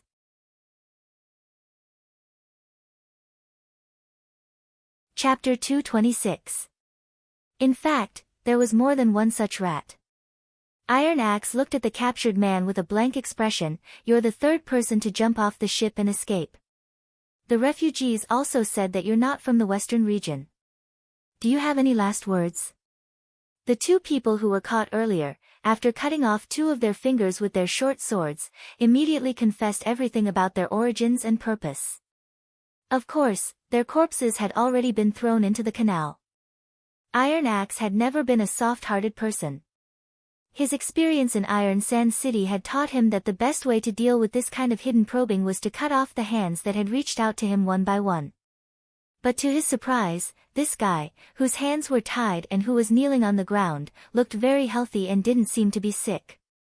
Could it be that he was sent by some force? I'm not your enemy. Iron Axe was slightly startled by his first words. My name is Hill Fox. Theo knows my name. At this time, Theo hadn't left the dock area. After being called over by Iron Axe's men, he looked at Hill and curled his lips. This man is a subordinate of Black Hammer. Not one of your men? Iron Axe asked. It has nothing to do with me. He's just a rat who has just entered the profession. You deceived Black Hammer and also deceived Skeleton Fingers, Hill suddenly said. You're not working for Timothy, but for His Highness Roland Wimbledon of the Western region. He knows too much. Theo made a throat-slitting gesture to Iron Axe. The best place for this person to go is the bottom of the canal. He continued to say, I've heard the contents of the mercenaries' propaganda. We can cooperate. I'm willing to work for His Highness Roland. His Highness doesn't need the loyalty of a rat. Iron Axe pulled out his sword. I'm not a rat, I'm a free citizen of King City. I'm Timothy's enemy. Hill shouted. Wait, Theo stopped Iron Axe and walked in front of him. The latter raised his head and fearlessly looked at the guard, his eyes seeming to be burning with something. So that's how it is. This is the answer I couldn't figure out when I first met him, Theo thought. His eyes were filled with hatred. This hatred was so intense that even though he had deliberately concealed it, he could not completely conceal his anger. Tell me, why do you want to serve His Highness? I do live in the North City district, and I occasionally go to the underground trumpeters to drink. But I didn't lose all my property in gambling, and my wife didn't run away with someone else. Hill gnashed his teeth and said, she was killed by Timothy. The story was not complicated, and Theo quickly figured out the ins and outs. He and his wife were originally members of the Pigeon and Top Hat acrobatic troupe, and they often performed in the inner city of the royal city. The acrobatic troupe was not big. There were only 7 people, but the atmosphere was very harmonious. As the only woman in the group, his wife was pursued by everyone. In the end, Hill won and won her heart. The days after their marriage were very sweet. It wouldn't be long before the two of them saved up enough to buy a house in the inner city. But all of this was destroyed by Timothy's witch hunt. Under the leadership of Langley, the patrols were like a group of mad dogs, wantonly arresting suspects. His wife was also one of the unfortunate ones who was mistakenly arrested. Hill Fox thought that as long as he paid the ransom, his wife would be released, or at the very least he would be able to see her in prison. The warden accepted the ransom, but he didn't release her. He didn't even agree to his request to visit her in prison. Instead, he comforted him by saying that after a while it was confirmed that his wife wasn't a witch, she would naturally be released. Unexpectedly, the situation took a turn for the worse. When he was informed to go to the prison to get his wife back, what he saw was a scarred corpse. Hill angrily demanded an explanation from Langley, but in the end, the warden, the head of the prison, and the guards were only sentenced to 10 lashes and a fine of 25 silver royals, while he received 3 golden dragon as compensation. Such a sentence was completely unacceptable to Hill. He even found the highest person in charge of the patrols, Steelheart Knight Sir Weimer, but it still didn't help. Sir told him that Langley was a trusted follower of Timothy Wimbledon, and that the new patrols were also his minions. At the same time, the witch hunt was His Majesty's order. Even the Minister of Justice Pyle wouldn't say a word for him. So Hill decided to take revenge on the new king, but he didn't expect that this decision would be approved by all his acrobatic troupe partners. However, a group of actors with no fighting skills, no wealth, and no subordinates wanted to take revenge, which was almost impossible to achieve. The only thing Hill could think of was to collect information about Timothy and provide it to his enemies, such as the Queen of Clearwater Garcia. One after another, they joined different Black Street organizations and went undercover to collect any clues related to the new king. It was also for this reason that he secretly monitored Theo's movements. If Timothy wanted to expel these refugees, he should try his best to stop him. But before he could take any action, the demonic plague broke out, and Theo also stopped the transportation of refugees. Until today, Hill found that these people were once again on the move. In order to find out what was going on, he simply played the role of a refugee and blended into the crowd. The result was that he found out that the real person Theo was working for was Roland Wimbledon, the 4th Prince of Greycastle. There was no doubt that, as one of the candidates to compete for the throne of Greycastle, he was also Timothy's archenemy. Probably in Hill's eyes, as long as he could overthrow the new king, he wouldn't hesitate to work for the devil. One last question: when you blended into the crowd to gather information, didn't you think about the possibility that you would be infected? Theo asked with great interest. I don't think that a person with a goal of revenge would despise his own life like this.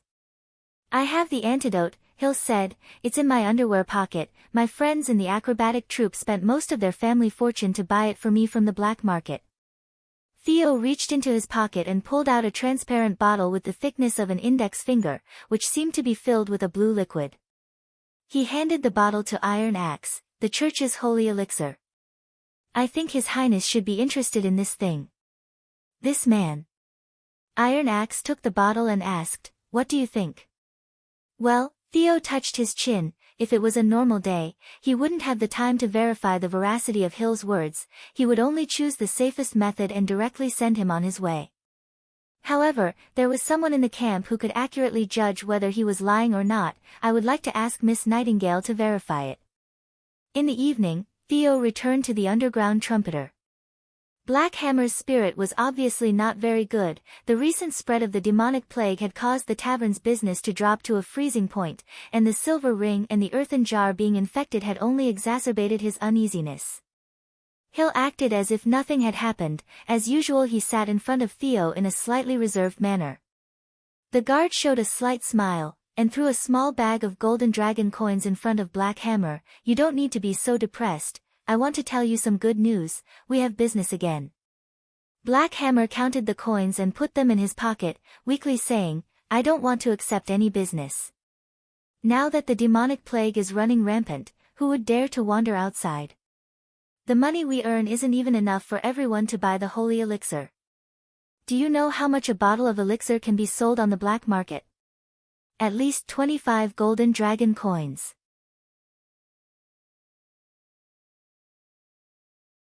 Chapter 227. You managed to get your hands on a Saint Spirit herb. Black Hammer's interest was piqued. Saint Spirit herb? Theo put away his smile and sneered, "You don't need the church's medicine to cure the patients infected with the demonic plague."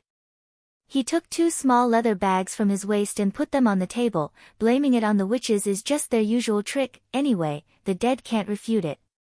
Black Hammer picked up one of the bags in confusion and shook it next to his ear. Then, he untied the rope and sniffed it. "No smell. You take it and give it to the silver ring and the pot to drink, then you will know whether it is the real medicine or not," Theo said. "These 2 should still be in the tavern. Ever since I found out they were infected, I told them to hide in the basement and not come out. Now, the black spot patients are easily attacked by the citizens, and the skeleton fingers won't open the door to let them in." Black Hammer picked up the sack. "Sir, I'll give it a try." After he got up and left, Hill was still staring at the table, not saying a word, which made Theo secretly shake his head. For an ordinary person who had been living under the ravages of the demonic plague, when he heard that there was a medicine that could cure the disease, how could he be so calm? Even if they weren't so excited that they wanted to snatch it for a look, they would at least ask a few more questions. As an intelligence officer, this performance was really not up to standard. "Can this medicine really cure the demonic plague?" Littlefinger shouted, "Your Excellency, where did you get it?" Even the little girl was better than him. Theo drank a glass of wine. "Of course, it was the lord of the palace who gave it to me. Besides him, who else would dare to go against the church?" After a while, Black Hammer returned with the silver ring and the clay pot. "Oh my God, this medicine is incredible." Not long after they drank it, the black spots on their bodies disappeared. "My lord, thank you for your potion." The 2 of them knelt on the ground. The cracked skin of the clay pot was still dripping with blood. "You saved our lives. Let's first bandage the wound." Theo waved his hand. Although the purifying water was able to get rid of the disease, it was unable to heal the wound. If the seriously injured person wanted to fully recover, it would take at least a week or so. "Rather than thanking me, it would be better to thank my employer. If you complete this mission well, you might even have a chance to get rid of your identity as rats." "Your Majesty." "No, I mean, does your employer really want us to sell the medicine?" Black Hammer asked excitedly. Obviously, he also realized that selling special potions at this time could bring in a lot of money. "That's right. The church's use of this method to deceive the citizens has made him extremely angry.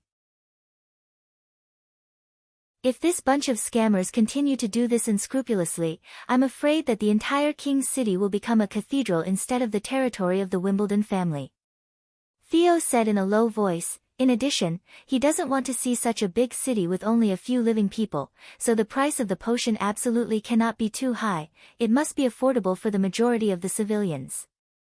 He then took out 2 leather bags and threw them on the table. "A bag like this can only sell for 10 silver royals at most." 10 silver royals. Black Hammer's eyes widened. "That's right. 6 will go to my employer, and the rest will belong to you." He opened his palm and said, "The potion is enough for 5,000 to 6,000 people, so you'll get at least a few hundred golden dragon. Even if it's divided equally, it's not a small number. It's enough for you to spend the rest of your lives." The other side looked like he wanted to say something but stopped, his eyes staring at the leather bags on the table, seemingly thinking about how to get a greater benefit from them. In his heart, Theo was very clear about what these rats were thinking. The potion itself didn't have any cost, even if it was given away for free it wouldn't be a problem, but with such a large amount of it, relying on him alone would be inefficient, and it would also be too eye-catching. Handing it over to the rats to sell would reduce the risk, and 10 silver royals was also a price that most of the citizens could afford. Of course, it was impossible for these people to honestly sell it at a low price, whether it was secretly selling a part of it to the inner city, or reselling it to the black market, they would be able to get a huge profit. In the end, these potions would be sold at a low price to the civilians, perhaps less than half of them would be sold, but this wasn't the main point of Theo's concern.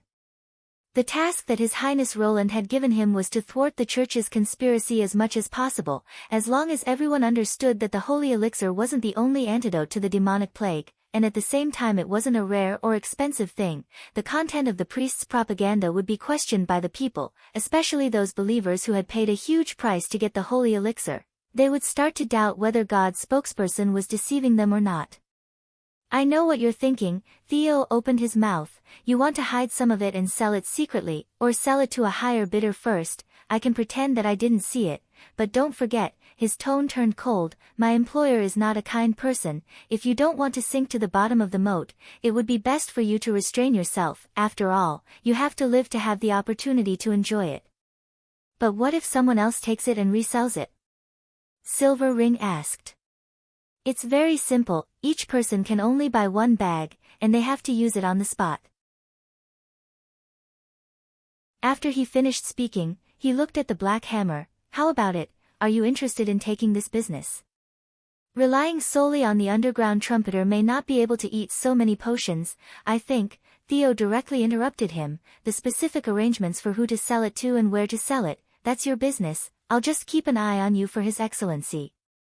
The black hammer gritted his teeth, looked around at the 4 people, and seeing that no one raised any objections, he then pounded the table with his fist. This business, I'll do it. Very well, he nodded. When the sun sets the day after tomorrow, the carriage carrying the potions will arrive at the entrance of the tavern. You arrange the people, and at the same time, spread the news about the new medicine. Do a good job, my employer doesn't want to see you fail. The day after tomorrow will also be the last day of the First Army's stay. After that, no matter what happens in the city, it will no longer pose a threat to His Highness, Theo thought. Not long after he left the tavern, Hill caught up with him from behind. Don't you want to see my companions? They are all eager to take revenge on Timothy. For the time being, I believe you because you passed the test, but that doesn't mean that I also believe them. Theo shook his head. If you hadn't been caught today, what would you have done? I wanted to go back and tell the news to everyone, and listen to their opinions, whether they should continue to observe for a while, or directly join His Highness Roland's side, he replied. Oh. Theo asked with great interest, what's your personal opinion? Hill hesitated for a moment, then said, I think that His Highness is different from the majority of the nobles. There are very few people like him who will try their best to save the fugitives, and he also treats the witches equally. If Timothy was also like this, my wife wouldn't. He was silent for a moment. Therefore, I am more inclined to directly serve His Highness. Then you go back now and don't say anything, just pretend that you never went to the pier. Why? He raised his head in surprise.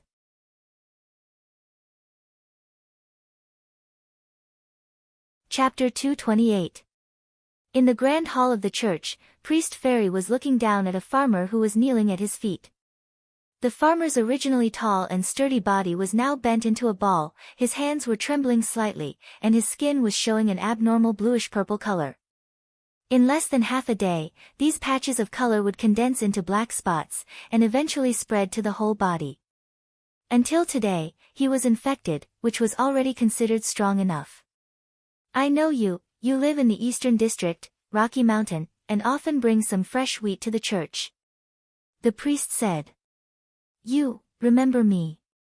That's great, Sir Priest, he repeatedly kowtowed. My whole family has been infected with the demonic disease. I need the holy elixir, I beg you. But what did you bring to the church this time?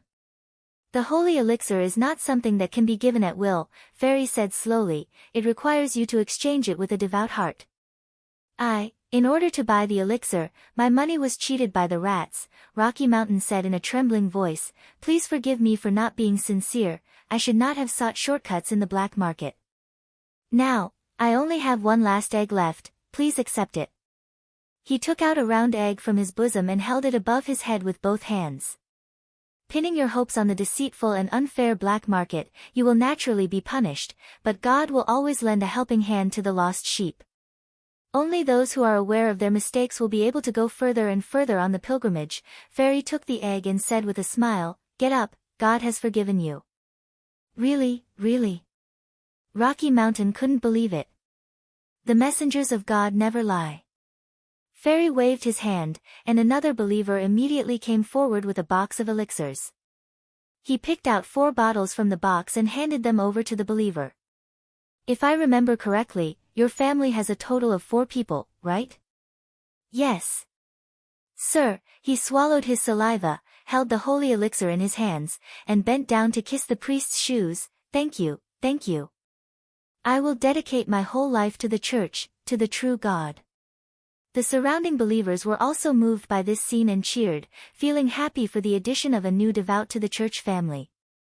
When the cheers subsided, Fairy motioned for everyone to be quiet, and then said in a clear voice, "Next." The ritual lasted until dusk. Along with the sound of the bell in King's City, Priest Fairy announced the end of today's ceremony and that it would continue tomorrow morning. Then, he left the hall amidst the pleading and pleading of the crowd. Although his body was a little tired, he was still full of energy. He stood in the main hall and listened to the pleas and prayers of the people. Seeing how they couldn't wait to please him, he couldn't help but feel like he was a god.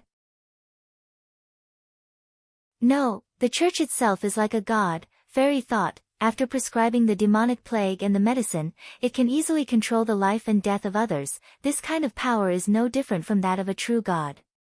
He could not help but lament that the best choice he had made in his life was to give up the family business and devote himself to the church. In the face of such power, no one could stop it. A wealthy businessman? A noble with high status and power? In the face of death, they were willing to give up everything in exchange for a chance to live.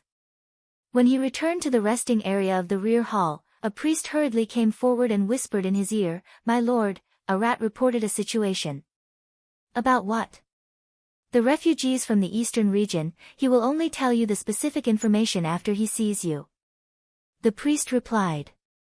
In accordance with the church's previous instructions, Fairy should make full use of the demonic plague and the antidote to convert as many believers as possible for Hermes. Therefore, winning over the refugees was also a part of his plan, but compared to the people of King's City, their importance was not as high. He had planned to wait for 2 or 3 days until half of these homeless wanderers had died from the disease before leaving the city to treat them, while at the same time letting them fill the gap in King's City. In this way, in such a large King's City, 90% of the population would become believers of the church. Such a merit, coupled with the previous order to fight for the throne, would probably be enough for him to go one step further and set foot on the position of bishop. At least in terms of rewards, the church was very fair, never considering the bloodline or identity of the meritorious person. As long as they performed well, they would be promoted. Is it possible that there is something wrong with the refugees? He suppressed the doubts in his heart and said calmly, "You take him to the secret room, I will be there soon." "Yes, my lord." Fairy took off his priest robe, took out a soft armor from the wardrobe and put it on, and then covered himself with a loose coat. After tidying himself up in front of the silver mirror, he walked towards the secret room. Inside the small room in the basement, the priest saw the informant, with messy hair, sallow complexion, and skinny arms where the shape of the bones could be seen at a glance. But strangely, he didn't see any symptoms of black spots on his body. "My lord, my name is Needle Eye." The other person immediately knelt down when he saw the priest. "I have important information to tell you." "Speak." "But..." He looked up and looked at the other 2 people in the secret room, wanting to say something but hesitating. "It doesn't matter, this is Priest Shotrath, my right-hand man," Fairy said. "The other one is Granny Brown Teeth. She is responsible for taking care of this secret room and almost never leaves it." Then I will speak, but you have promised. Here is the potion. He impatiently took out the blue vial and shook it. As long as your information is valuable, I will naturally cure you of the demonic plague. My lord, I assure you that this information is absolutely amazing. Needle Eye raised his head and said, there is a steady flow of refugees, the canal is full of empty boats, this is what I have seen with my own eyes. I am afraid that in a few days, they will be able to take away all the refugees. Take away those patients with black spots. Fairy frowned, are you sure? He had previously received news that there was a fleet of ships taking in refugees from the eastern region, but this was actually a normal situation. Nobles from all over the world like to take advantage of natural disasters in other families' territories to plunder a batch of labor at a very low cost. Anyway, when the demonic plague came, those idiots would naturally be punished by God. But now, how could there be people who knew that the demonic plague was rampant, and still take in refugees? No. They have a way to cure the demonic plague. After the mercenaries gave the patients a strange bag of water to drink, the black spots quickly disappeared. Some people also claimed that they came from the Western Territory, and as long as the refugees follow the fleet, they will receive food, shelter, and remuneration. Needle Eye paused. The most incredible thing is that there is a witch among this group of people. What did you say? It's absolutely true, my lord. He shouted, I mixed in with the group of refugees and boarded the ship. At first I didn't notice it, but when someone jumped off the ship and fled, the mercenaries on the shore soon caught up with them. Only then did I notice that the shadow hovering in the sky was not a bird, but a flying witch. I was so scared that I didn't dare to move until the ship had sailed a few miles away. When I could no longer see any trace of the witch, I finally found an opportunity to jump into the water and escape. It took me almost a day to come back.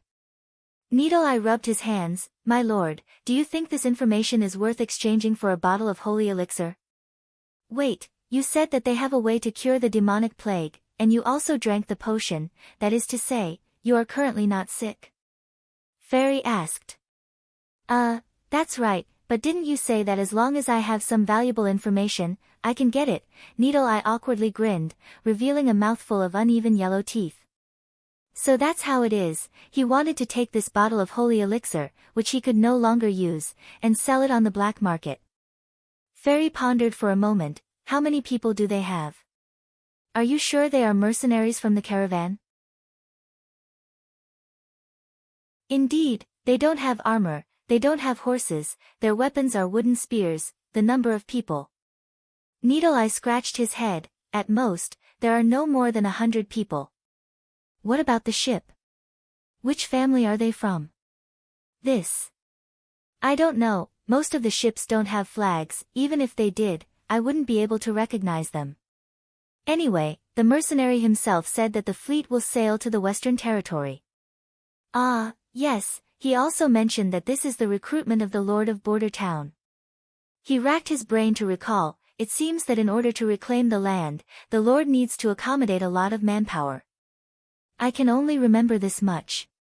Well, it is indeed a very important piece of information. After listening to Needle Eye, the priest took a deep breath, took out the bottle of blue potion from his bosom, and threw it towards Needle Eye. Take it, it's yours. Thank you, my lord. The latter scrambled to catch the bottle, but suddenly his whole body trembled, and his eyes widened. Only to see a slender dagger piercing through his neck, the tip of the dagger emitting a faint cold light, and standing behind him, was the aged manager of the chamber.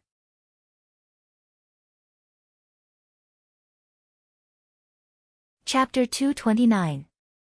The old woman took back her dagger and placed the needle on the ground.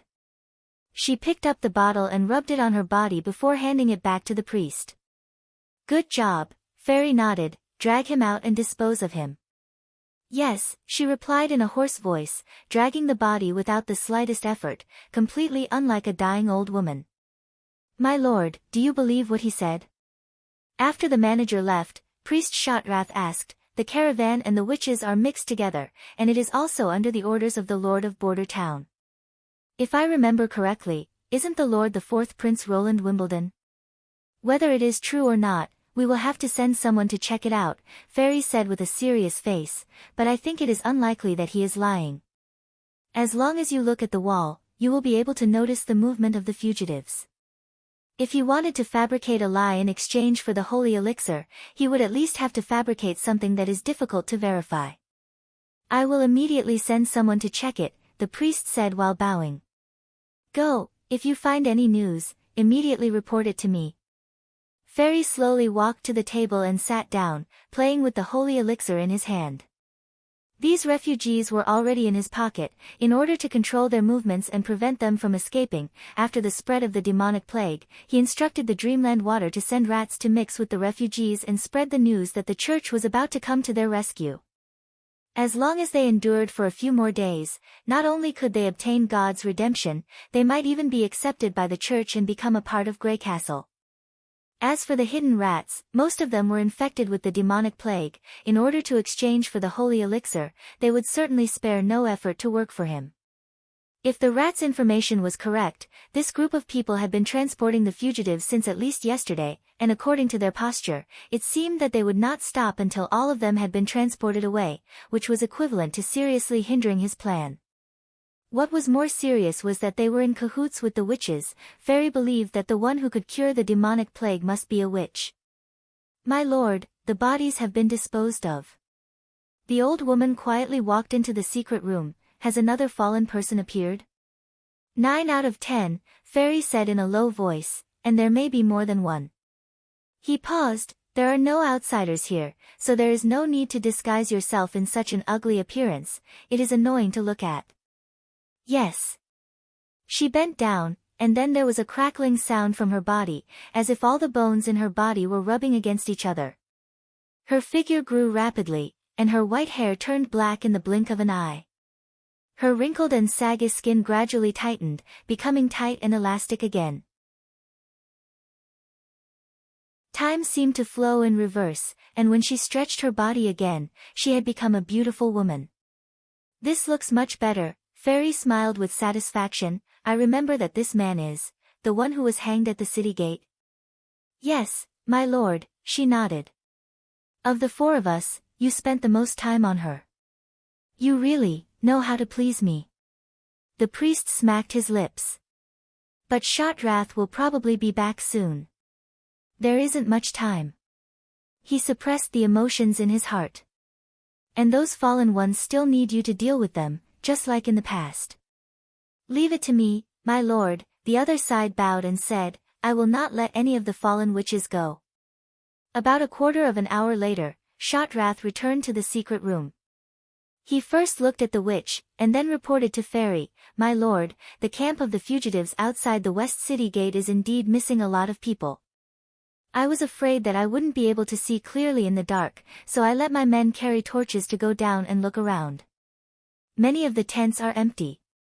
However, there is no light in the dock area, so it is not clear whether the caravan is still stationed there or not. As for the witches, there is no need to check, Fairy interrupted, since the other side dared to transport the sick fugitives, the information from the rats should not be wrong. In this way, this group has at least 2 witches, one to monitor the situation from the air, and the other to eliminate the demonic plague. Especially the latter, they are a huge threat to my plan, so they must be stopped. Now the other side was still outside the city. In case they brought the witches into the city and openly treated the infected citizens, then the holy elixir that he had promoted would become a joke. So what should we do? The priest asked. Send the army of judges to capture the witches? He shook his head. This is King's City, not the holy city of Hermes. The church only has more than 20 army of judges. If we send them out, who will maintain the order when the medicine is distributed tomorrow? Moreover, if the number is too small, in addition to alerting the enemy, they won't be able to play any role. Even if we can defeat the mercenaries, I'm afraid the witches will have already escaped. Because it was King's City, the army of judges responsible for guarding the church was only maintained on the scale of a few dozen people. Otherwise, the king would not be able to sleep if there was a garrison of several hundred people. Then, should we write a letter to the holy city and ask the bishop to send reinforcements? By the time the army of judges arrives, I'm afraid the fugitives will have already left. Priest Fairy sneered. Moreover, to deal with a group of mercenaries, we don't need the church's elite to come out. Let's leave this matter to Dreamland Water. Leave it to the rats. Shotrath was startled. At least they have a large number of people, so they can surround the pier in advance and then swarm in.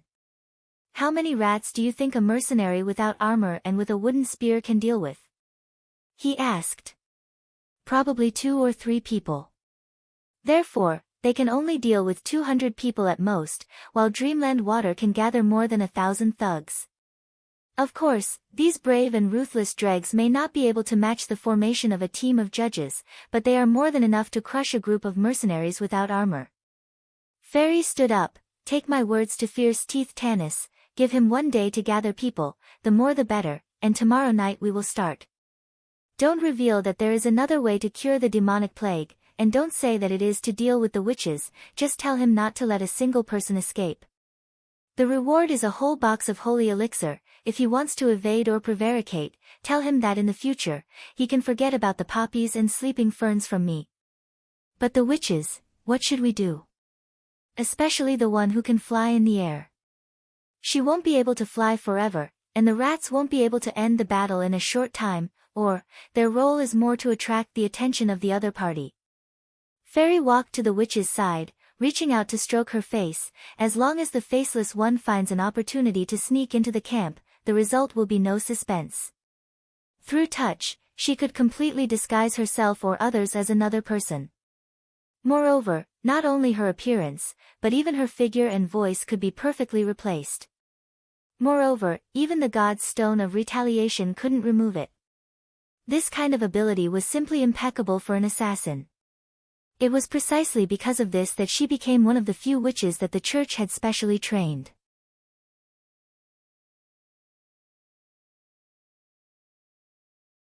Chapter 230. On the 3rd day, outside the east gate of King's City, Nightingale was hidden in the mist, quietly watching the group of ragged refugees. Under Echo's sound transmission spell, they were summoned in waves, following the Night Brian as they slowly moved towards the pier. Now they didn't have to walk around the edge of the refugee camp like they did 2 days ago, separating the crowd bit by bit. The large number of refugees had also attracted the attention of the rest of the people. As long as a group of people were pulled away from the edge, there would be a continuous stream of people following them. Even the guards on the city wall noticed what was happening at the foot of the wall, but for them, they couldn't wait for the refugees who emitted a foul smell to leave as soon as possible. The whole plan was progressing very smoothly.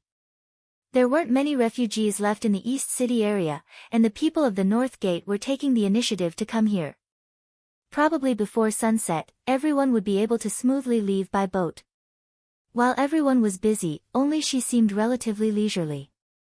Echo was surrounded by layers of mercenaries, who were responsible for guiding them, and Lily was under the heavy protection of the First Army, making purifying water.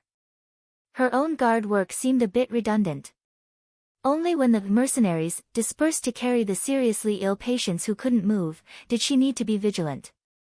At this moment, Nightingale saw Echo looking up at the magnificent East Gate and sighing softly.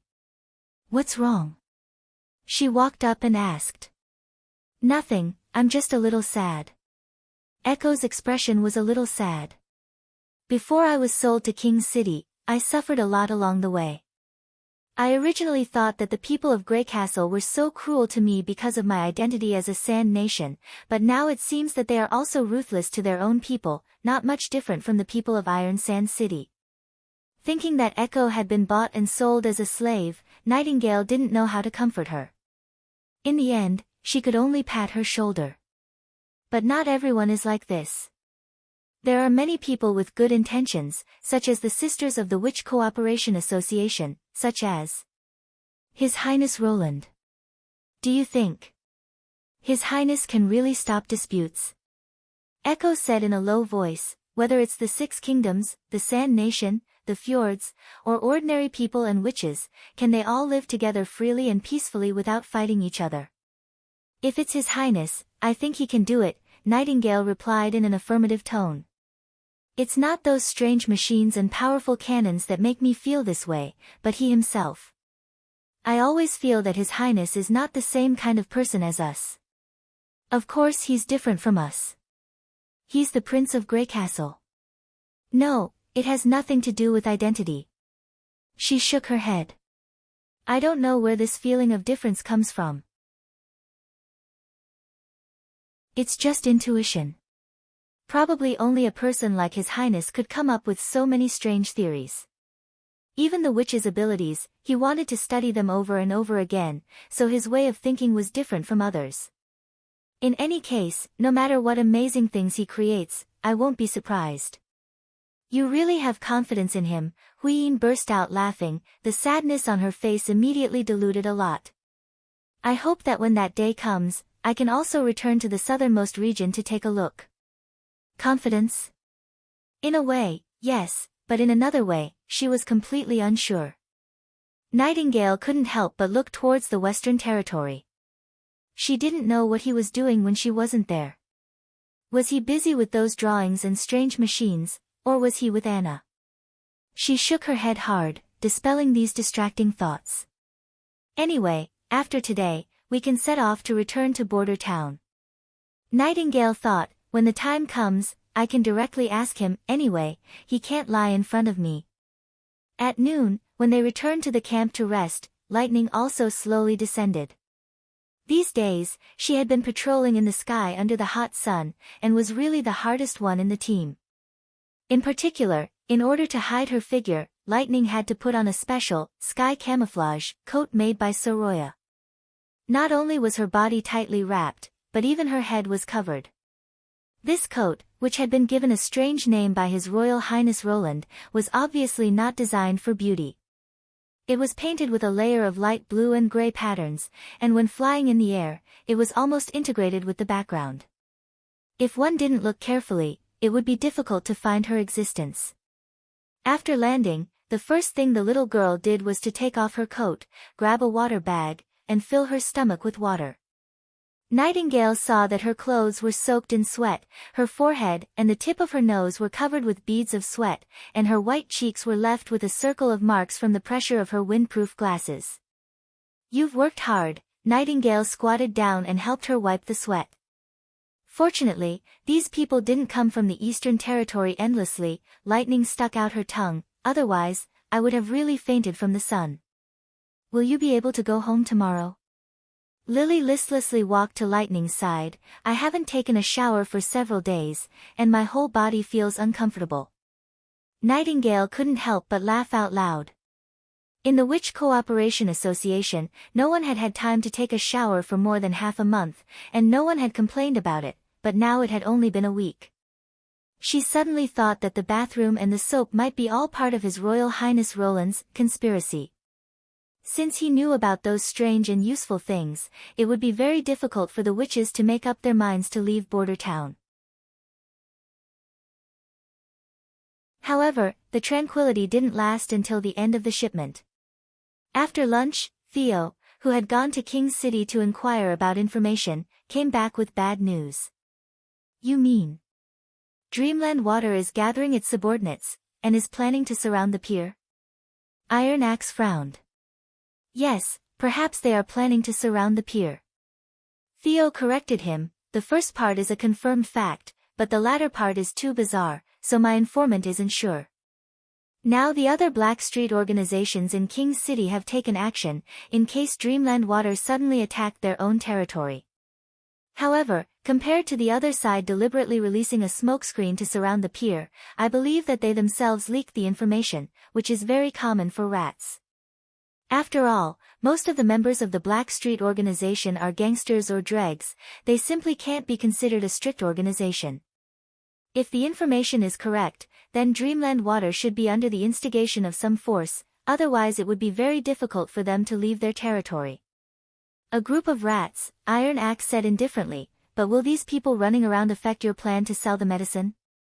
It shouldn't be, Theo said, they can't interfere with the patrol, so it's unlikely that they will obstruct me from going in and out of the side door. As for after entering the city, the skeleton fingers will provide protection for the convoy carrying the medicine. I'm just worried about you, because tonight I have to stay in the city to supervise the sale of the purified water, so I'm afraid I won't be able to see you off tomorrow morning. It doesn't matter, Iron Axe patted his arm, when His Royal Highness comes to King's City, we will see each other again. Just as Nightingale expected, at dusk, the last batch of sailboats carrying refugees slowly left the pier, heading towards Silver City. The remaining more than 300 people who didn't want to leave King's City were ordered to disperse by Iron Axe.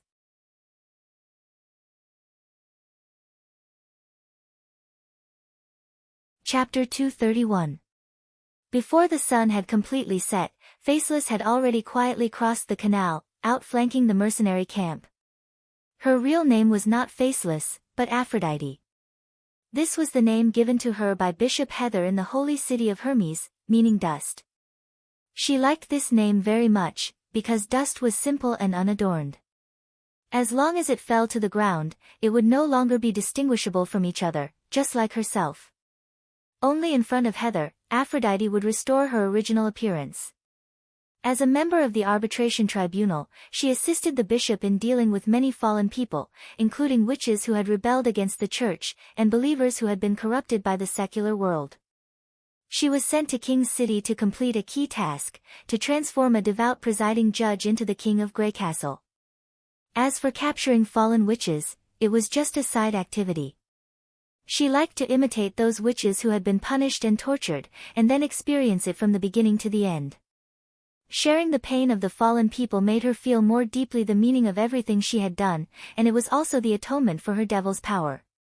The other side's camp was very cleverly set up, located in the raised fields on the shore, making it difficult to observe their whereabouts from a low place, and the witches flying in the sky made her not dare to get too close.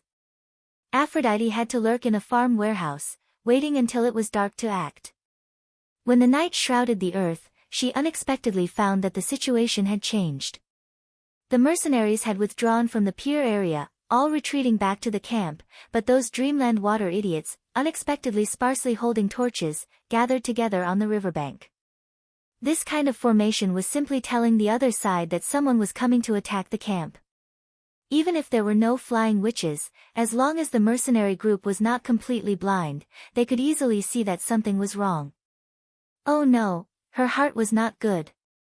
If the other side judged that the rats outnumbered them, and that they had no chance of winning, they would definitely retreat to the east. Although marching at night was very taboo, when it came to escaping, they obviously couldn't care so much. But at the moment there was not even a shadow of the encirclement. Dreamland Water had just occupied the pier, and were still relying on the few rafts on the shore to slowly cross the river. By the time they surrounded them, the other side would have already run away. It was impossible to let the rats chase the enemy at night, so where would she go to find those damn witches? Aphrodite hurried in the direction of the camp, hoping to blend into the group before they retreated. But when she arrived near the mercenary gathering place, the scene in front of her was completely unexpected. There were still people patrolling the perimeter of the camp.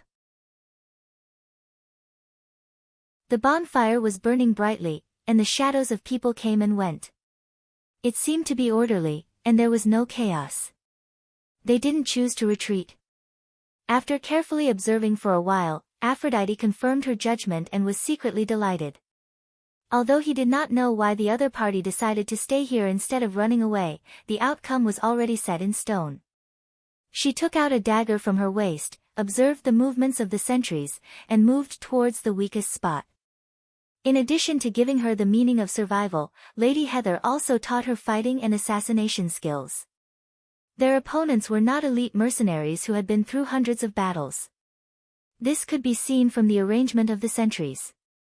Taking advantage of a mercenary looking elsewhere, she quickly threw herself behind him, covering his mouth with one hand and stabbing the dagger into his neck with the other. After quietly killing the mercenary, Aphrodite pressed the other side with one hand and put her other hand on her chest, casting her transformation ability. This was a long or short process. When she replaced the king, in order to ensure that it would last for a long time, she had almost exhausted all the magic in her body, and the transformation time had lasted for nearly half an hour. But this time she didn't need to expend so much effort, and in the blink of an eye she had turned herself into a mercenary. Although the effect could only last for half a day, it was enough for an assassination. Before the patrol could come back, she quickly stripped off the other side's clothes and put them on her body, while dragging the corpse into the wheat field. But when faced with the mercenary's weapon, she felt a little confused. It was an iron spear with a wooden handle, but the shaft didn't have a spear point, instead there was a small black hole. What kind of weapon was this? She thought for a long time but still couldn't come up with an answer. Seeing that the patrol was about to pass by, Aphrodite had no choice but to first follow her memory and carry it on her back, pretending to be a serious lookout. Just like the countless previous assassinations, the patrol team brushed past her and did not notice anything strange. Aphrodite was also not anxious to return to the camp to find the whereabouts of the witches. After all, the substitution spell could only simulate the appearance, but couldn't read the mind. In case she met an acquaintance, it would be very easy to give herself away. Wait until these people were in chaos, then there would be countless opportunities for her to choose. When the moon hung high in the night sky, the idiots of Dreamland finally crossed the canal, approaching her side. And behind her also sounded a whistle. The patrolling and sentinel mercenaries began to withdraw to the camp. Her chance had come. Following the crowd into the camp, Aphrodite was surprised to find that the other side was far more than 100 people. They had formed a long circle, surrounding the top of the small hill. Some were crouching, some were standing, their hands holding that strange weapon, the end with the hole pointed at the enemy. She didn't have time to take a closer look. Taking advantage of the fact that no one was paying attention, she bent down and entered the nearest tent. Not long after, outside came the sound of battle cries, which were then interrupted by a more violent explosion. Aphrodite was startled. The sound was so dense, almost without the slightest pause. In the end, what happened? She resisted the urge to poke her head out to see what was going on, calmly waiting. As time passed, the camp became busy. Everywhere was the sound of footsteps and orders, probably adjusting the defensive strength according to the number of enemies attacking. What made Aphrodite anxious was, why after so long, they still hadn't attacked the top of the hill. After a while, the sound of banging gradually became sparse, and she could no longer hear the sound of the rats fighting. This made Aphrodite's heart sink. Could it be that the dregs of Dreamland had already been defeated? Even if the number of mercenaries doubled, it would still only be 200 or 300 people, and the more than 1,000 rats surrounding from all directions were actually unable to take a step onto the top of the hill. The opportunity seemed to be getting away from her. Aphrodite immediately drilled out of the tent, moving towards the center of the camp, waiting for the battle to end. When the people were counted, it would be very difficult for her to hide from everyone's eyes. This wasn't a well-prepared infiltration. She was completely unfamiliar with the mercenary group's personnel and password, so she had to finish the battle quickly. Bypassing 2 tents, Aphrodite slowly poked her head out, looking towards the center of the camp. She saw 4 women sitting around the campfire, probably the witches mentioned in the intelligence report. Although the numbers didn't match up, but from the beginning this damned intelligence report was never accurate, and killing 2 or killing 4 didn't make much difference. Any suspected fallen people should be interrogated. If there wasn't enough time to interrogate, then they should all be killed. Even if they were wrong, it was still a necessary sacrifice. She looked left and right, planning her retreat route, stood up from behind the tent, pretending as if nothing had happened, and walked towards the campfire. Just as she stepped into the center of the open space, Aphrodite felt a cold hard object pressing against the back of her head.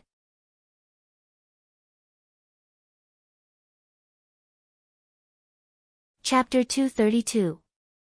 Faceless felt a chill all over her body. How is this possible?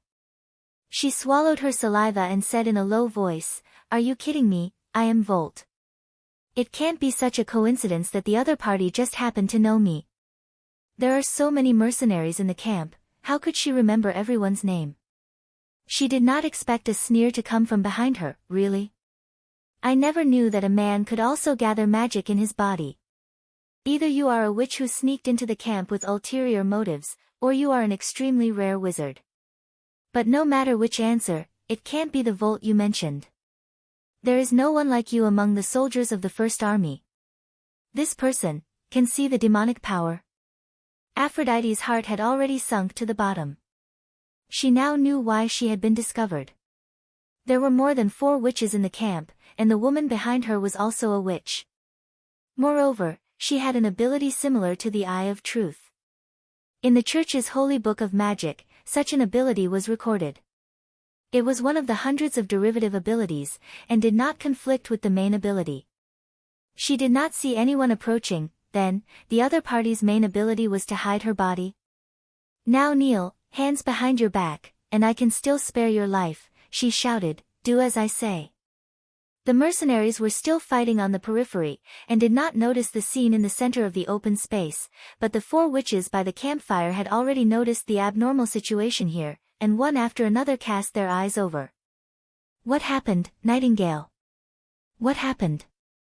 This was her last chance. Aphrodite realized that she was good at assassination rather than direct combat, especially in a situation where she did not wear the god's stone of retaliation. When dealing with witches with all kinds of strange abilities, she would not have the upper hand. It did not matter if the witch who could fly ran away, but the witch who could cure the demonic plague must die here, otherwise she would pose a serious threat to the Church's plan. Of course, there was also the possibility that after killing the other party, she would also not be able to escape. Thinking of this, her heart could not help but tighten, but it quickly turned into calmness. In order to unify the 4 countries, the Church did their best to resist the demons from hell, and had already sacrificed many excellent soldiers. If she could make up for this goal, it would also be something to be proud of. She believed Heather would not forget her, and in the future, her name would also be in the holy book. "Don't come any closer," the witch called Nightingale shouted from behind.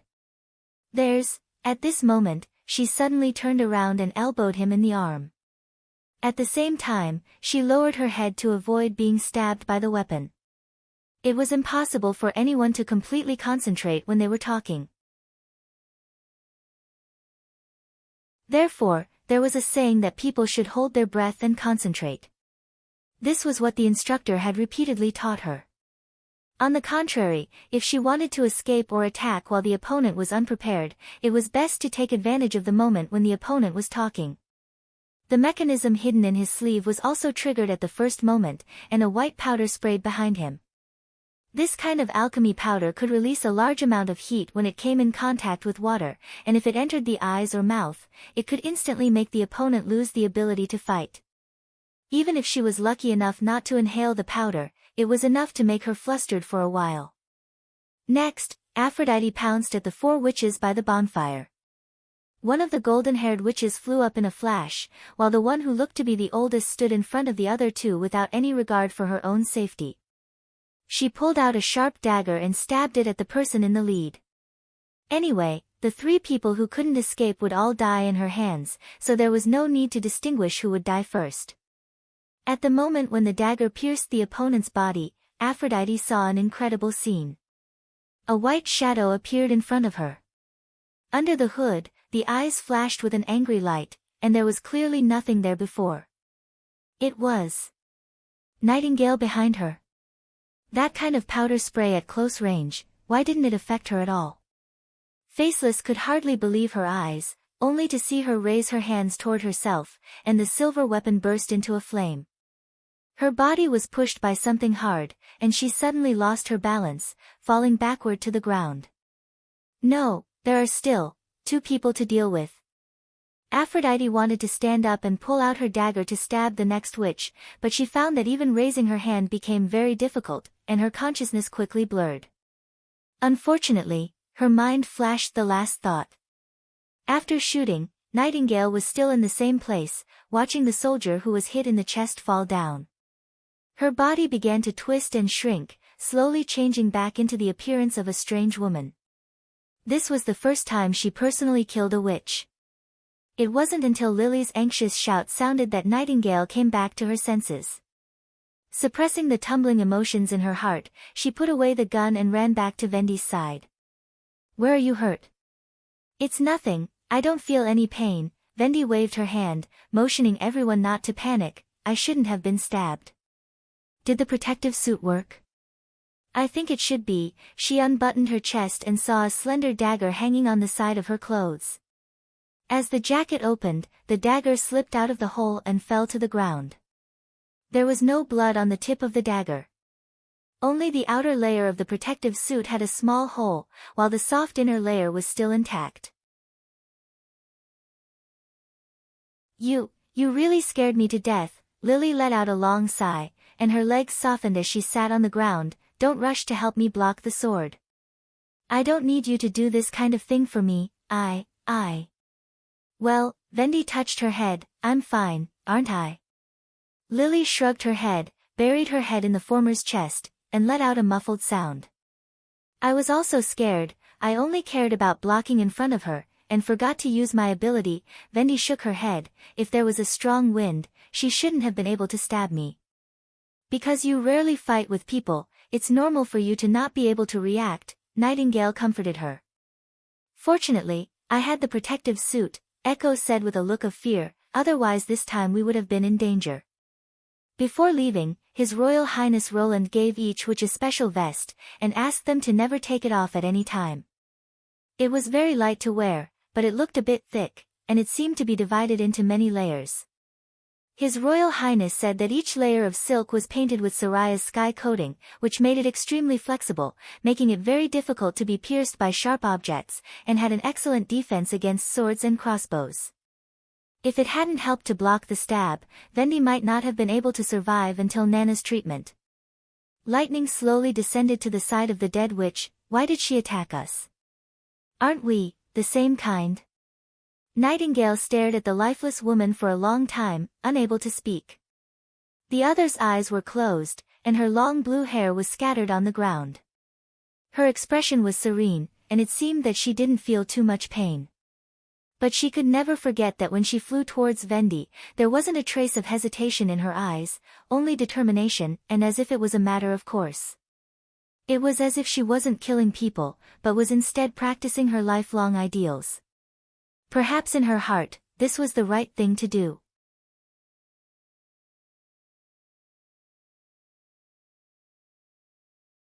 Chapter 233. "There are countless islands in the fjords, and no one has ever been to the border of these islands," said a tall man with a rough and bold face. "The further east you go, the more unpredictable the climate becomes, and the same is true for the islands. I really don't know how strange they will be in the end." "Even you haven't been there?" Tilly asked curiously. "They say that you are the most outstanding explorer in the fjords, and besides you, there are almost no one who dares to cross the burning island and continue eastward." "Ha ha ha," he laughed heartily, "this is just an exaggerated praise. In fact, every year there are brave fjords people who explore the east, but it is very difficult to find anything new. The violent hurricanes and the sudden appearance of the fog will make it difficult for the ships to move." "He is Thunder," thought Ashes, the first explorer to discover the Shadow Islands, but since 2 years ago he had been lost in a shipwreck, many people thought that he had met with misfortune. Unexpectedly, he appeared on Sleeping Island, and also reached an agreement with the fifth princess. He would open up new routes for Sleeping Island, draw up sea maps and look for more new ruins, while Tilly would send witches to assist him in his exploration. As for the 2 years he had been missing, she had never heard him mention it, and Tilly had also kept her mouth shut about it, but she always felt that His Highness knew the inside story, otherwise the two would not have such a tacit understanding. This caused Ashes to feel slightly unhappy in her heart. Like yesterday's hurricane. Yes, it came in the blink of an eye and disappeared in a flash. Thunder shook his pipe, sprinkled the ashes into the sea, then filled it with grass and lit it. "If it wasn't for that magical witch, her name is Molly," Ashes reminded him stiffly. "Ah, yes, look at my memory." Thunder didn't care at all, touched the back of his head and laughed. "If it wasn't for Molly, I'm afraid the ship would have been turned upside down. Her ability is simply amazing. I often think that maybe witches are the most suitable explorers." "You already have one, don't you?" Tilly smiled.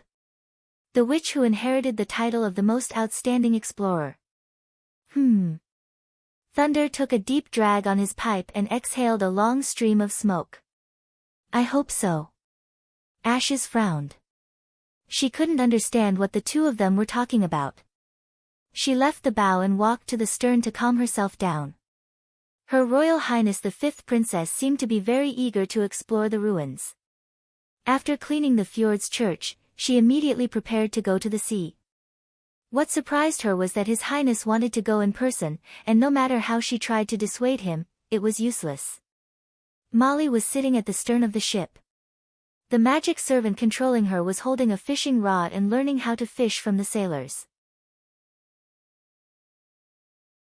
Although the sailors were still somewhat resistant to witches when they first boarded the ship, but after yesterday's hurricane, everyone's attitude had undergone a tremendous change.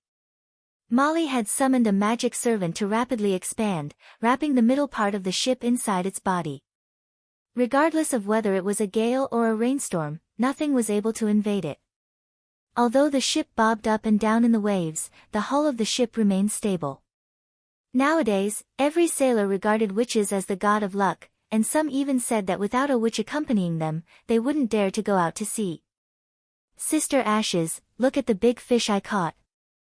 Molly pointed to the bucket behind her. Inside it lay a scaleless fish with a sharp mouth. It was completely different from the river fish she had seen in Greycastle. "What is this?" "Swordfish, it likes to follow the ship. Sometimes its sharp mouth will break through the bottom of the ship," the sailor replied. "But it tastes very delicious, especially the belly meat. When placed in the mouth, it is like melting ice." He smacked his lips. "In the evening, everyone can enjoy the delicious boiled swordfish." "I seem to have caught another fish," Molly exclaimed in surprise.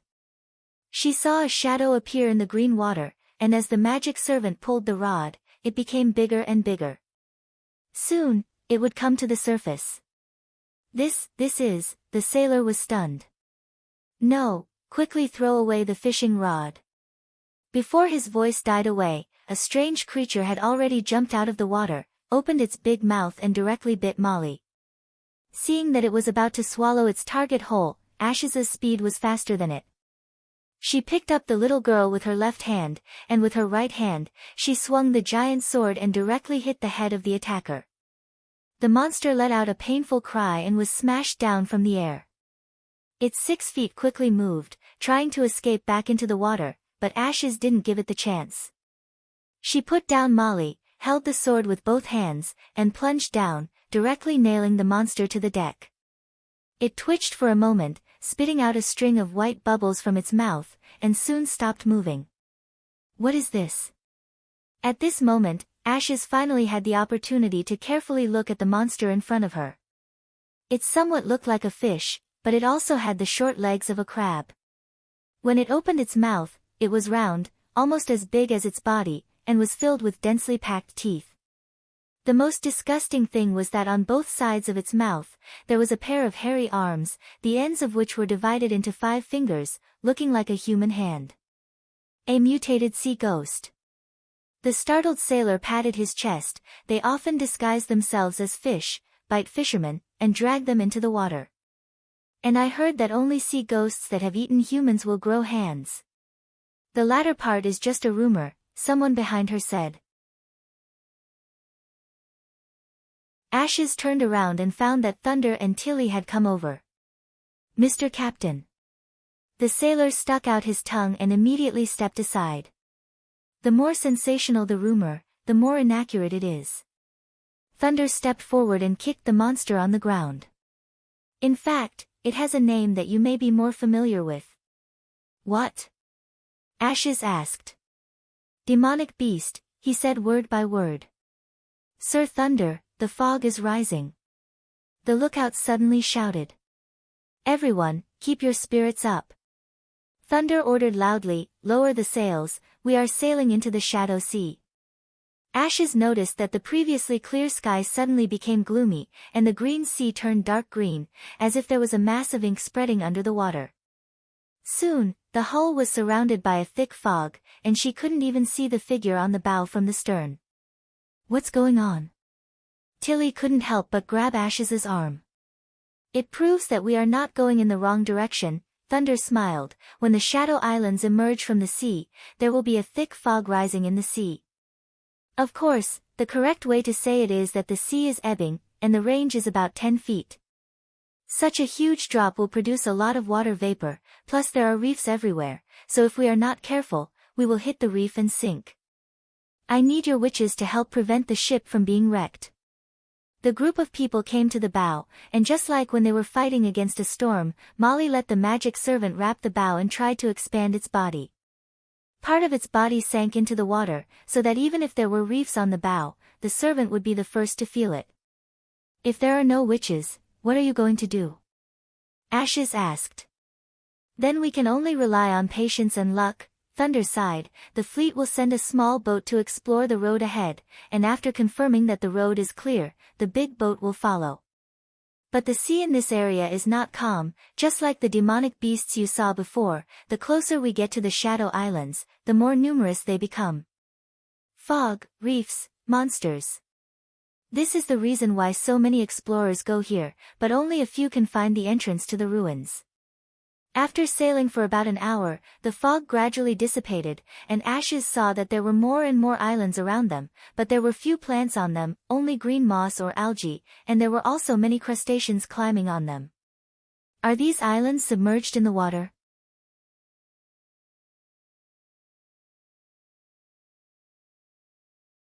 Chapter 234. The further east we sailed, the thinner the fog became, but the sky was still gloomy, as if the sun could not penetrate this sea. The surrounding reefs were also getting higher and gradually turned into thick stone pillars.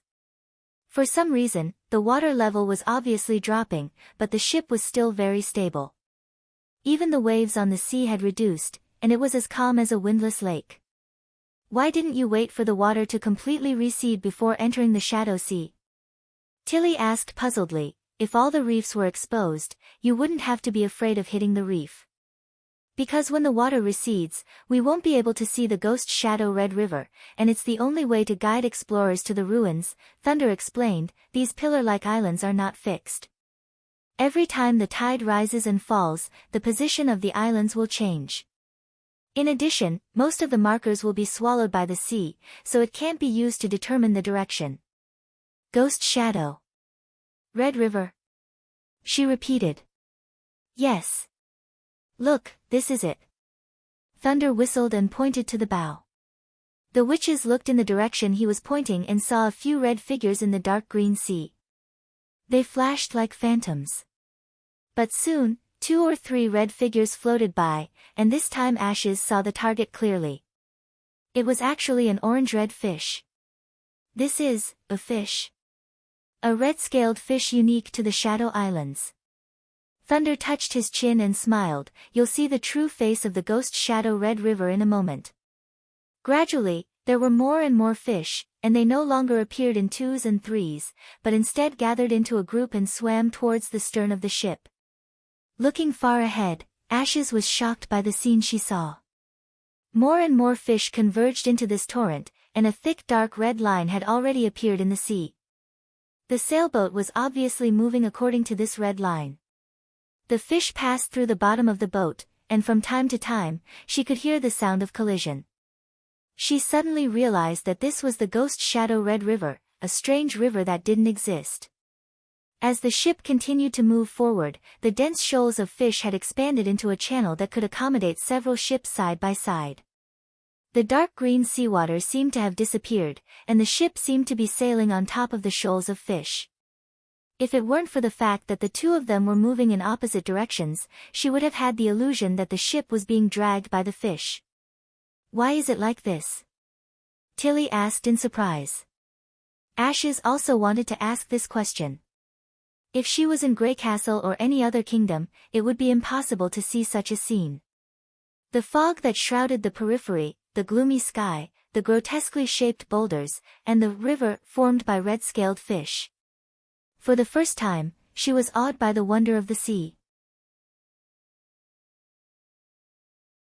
Because of the main island, Thunder said, it's like a triangular spire, with a huge hole in the middle that runs through the body of the spire. These red-scaled fish like to lay eggs in the hole and reproduce. When the tide fell, the hole would surface, and the fish would always be the first to feel the change in the water level, and they would swarm out. Therefore, as long as we follow the ghost Shadow Red River, we will be able to reach the Shadow Main Island. Lord Thunder, there's a huge obstacle ahead. It looks like a huge mountain. The lookout shouted. It looks like we're almost there. He shook out his pipe. Ladies, welcome to the Shadow Islands.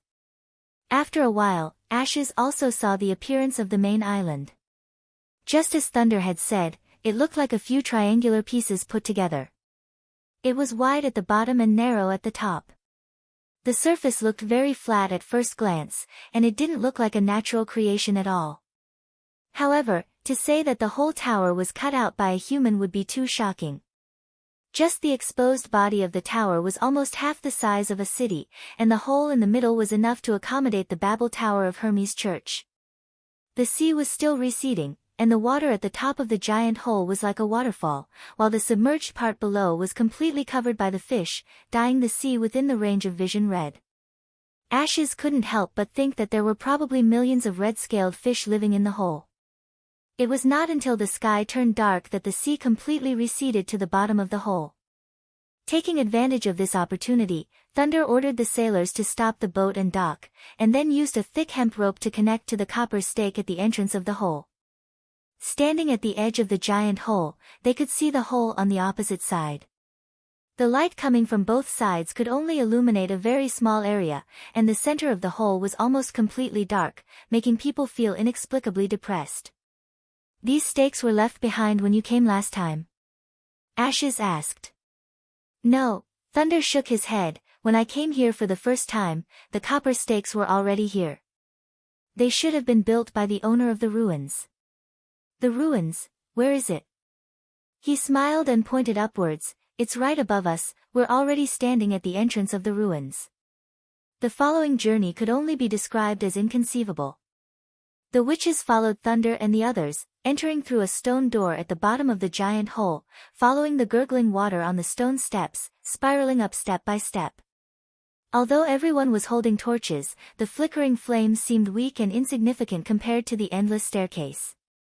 Moving forward in the abyss of darkness, Tilly tightly grasped Ashes's arm, completely losing her usual calm appearance. This is the Her Royal Highness that I know, Ashes thought. In the palace, Princess Tilly always had her own ideas and was confident in facing any difficulties, but her biggest weakness was that she was afraid of the dark. Even when she slept at night, she would always light candles in her room. When they escaped from the palace, if they didn't have the conditions to do so, Roland would always accompany her to sleep. Walking in the damp and dark steeple, Ashes's mood became a lot more cheerful.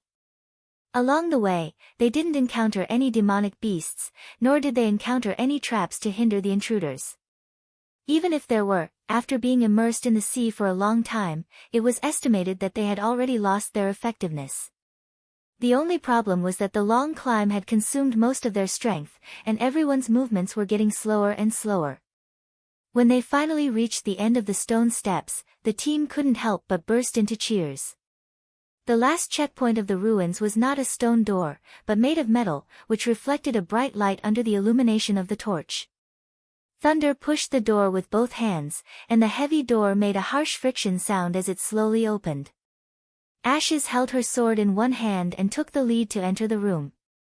After looking around and confirming that there was no danger, she let Tilly and the other witches step into the room. As the torches were hung on the surrounding walls, a wide hall appeared in front of everyone. Although it was wide, it seemed empty, and they could see everything at a glance. There was nothing worth pondering about.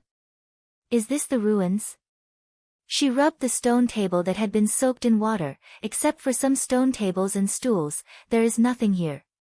Indeed, there is not much left, Thunder nodded. It has been sleeping at the bottom of the sea for too long.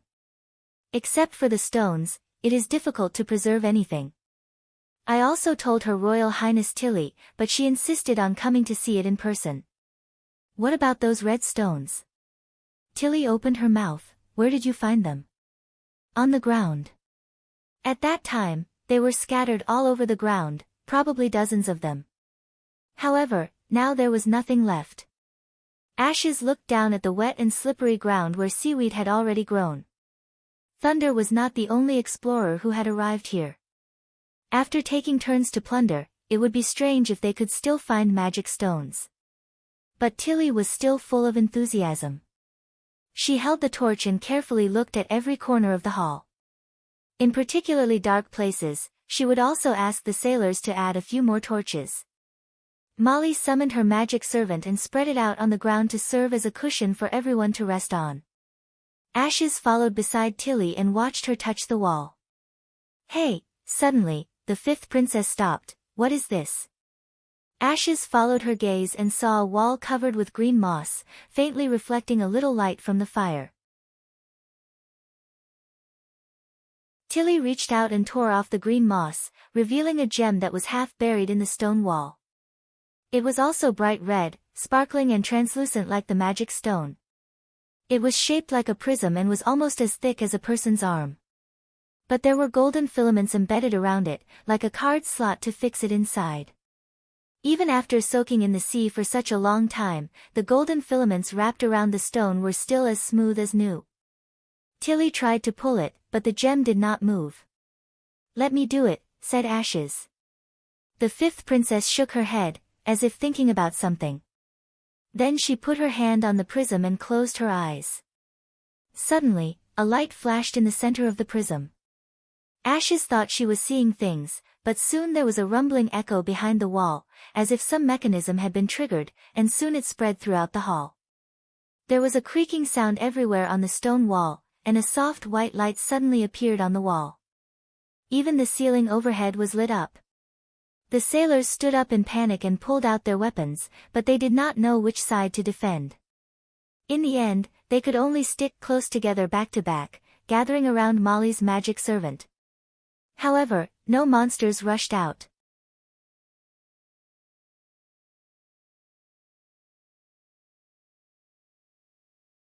Chapter 235. Genius in 1 second. Remember Net, providing you with wonderful novels to read. How did you do this? Thunder opened his mouth wide in disbelief. There were dozens of small holes in the wall, and in each hole was placed a stone that emitted a pure white light. Not only that, even the edge of the ceiling was placed in a circle of these strange glowing stones. Under the soft light, every detail of the hall could be seen clearly. This was the first time Ashes had seen the explorer reveal such an expression, and she could not help but feel a sense of joy in her heart. Don't you know that when a witch injects her power into a magic stone, it can stimulate an additional ability? What about these? Are they also magic stones?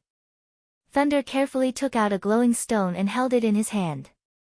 After leaving the hole, its light did not weaken in the slightest.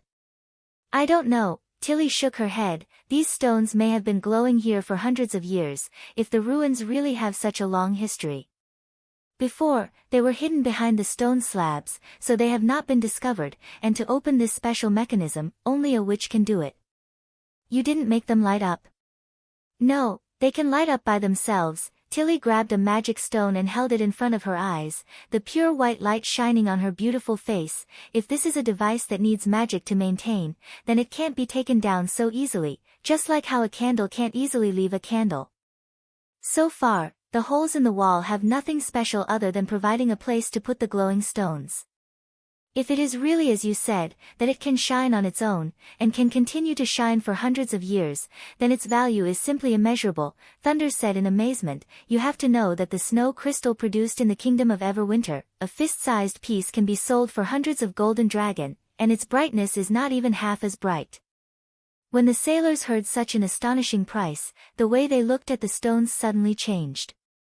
According to our previous agreement, you can take half, Tilly said noncommittally, or it could be said that her focus was not here at all. With plenty of light, she was able to explore the hall more closely. Ashes could not bear to see her tear apart the seaweed with her bare hands, so she simply swung her sword and swept away all the plants attached to the wall as if she was mowing grass. Soon, the second magic stone hidden in the wall was also discovered. Tilly used the same method to inject magic into it. Along with the crisp sound of metal clashing, everyone was surprised to see a huge slab of stone slanting down from above Tilly's head. On both sides of the slab were several taut copper ropes, and on the inside was actually a well-cut staircase. Finally, one end of the stone slab slowly fell to the ground, and the other end led to the ceiling. Ashes looked up and saw a horizontal metal door blocking the end of the passage. Tilly, seeing the fifth princess walk up the stone stairs without hesitation, Ashes couldn't help but say, "Let me go first." "It doesn't matter. This isn't a treasure trove." She climbed to the top of the stone staircase and held onto a protruding magic stone beside the door. The metal door quickly opened. Seeing that Tilly went through the door and disappeared into the ceiling, Ashes had no choice but to follow her closely while holding the giant sword in her hand. After passing through the roof, Ashes couldn't help but stare at the ceiling, only to see a room that was much smaller than the hall. The walls were also inlaid with glowing stones, but what surprised her even more was that there was almost no trace of water immersion here. The wooden table, chairs, bookshelves, cabinets, all the furnishings were intact, but they were covered with a thick layer of dust, and even broken spider webs could be seen. The bookshelves were neatly arranged with a row of books, all of which were dyed gray by dust. In addition to the open books on the table, there were also cups, kettles, and pen holders. The quill pen was left with a lonely pole, and the ink had long since dried up. Compared to the hall below, which was full of algae and shells, it was like a different world. Thunder was the third to climb up. After looking around, he gasped, "This is an abandoned residence." Tilly picked up the open book on the table, gently patted the dust off, and flipped through the pages. "Someone once lived here for a long time. What is written here?" "I don't understand." She shook her head and showed the book to the other two. "These are all words that I have never seen before." The ones on the bookshelf seemed to be the same. Ashes wiped the dust off the spine of the book with her fingers. The words were like strange wavy lines, and she could not read them at all. "We can take it back and study it slowly," Tilly said with a smile. "According to the agreement, the books and the magic stones belong to me." "Of course," Thunder touched his beard. "But when you find something, I hope you can share this old story with me." "No problem." The three of them carefully searched the room on the second floor and soon got a general idea of the situation. They did not find new magic stones, but found a strange thing at the other end of the room. At first glance, it looked like a thick metal tube. One end was inserted into the stone wall, and the other end was gradually shrinking. Finally, it was only as thick as a wrist, and there was a glass lens embedded at the end. "What is this?" Ashes knocked on the body of the tube, and a series of crisp echoes came from inside. Apparently, the middle of the tube was hollow. "It's a bit like a nautical telescope. Maybe the people who live here often use it to observe the outside world." Thunder put his eyes close to the lens and looked for a while. "It's dark, and I can't see anything. It should be broken." "Not necessarily." Tilly pointed to the wall behind the metal tube. "Look here." Ashes looked in the direction of her finger and saw a copper plate with a handle embedded in the wall. There was a small hole under the handle, which seemed to be the place for a key to be inserted. Princess Tilly walked over and tried to pull the handle, but the copper plate did not move. "It's locked." "Let me do it." Ashes grabbed the handle and pulled it hard. The whole copper plate suddenly fell off the wall. "Ha, it seems that you guessed right," Thunder applauded. "It's another magic stone mechanism." A huge magic stone was stuck in the groove behind the copper plate. Different from the previous two, it looked much bigger and its color was purple. "Do you want to activate it?" Ashes asked. "Yes," Tilly nodded without hesitation. She held the stone with both hands, but this time there was no movement for a long time. "What's going on?" "It's too big." Her forehead was already covered with sweat. "I feel that it is constantly absorbing magic power. It seems that the mechanism behind it is very big." "Let's forget it," Ashes said with a frown. She knew that once the magic power was exhausted, the witch was likely to directly fall into a coma. It was obviously not a good choice to use all of her magic power in such a dangerous place. No, it's almost healed. I can feel it. Before Tilly's voice died away, a loud sound came from inside the wall. It sounded like continuous thunder, and then the whole room shook. It's an earthquake. Thunder held the metal tube to prevent himself from falling.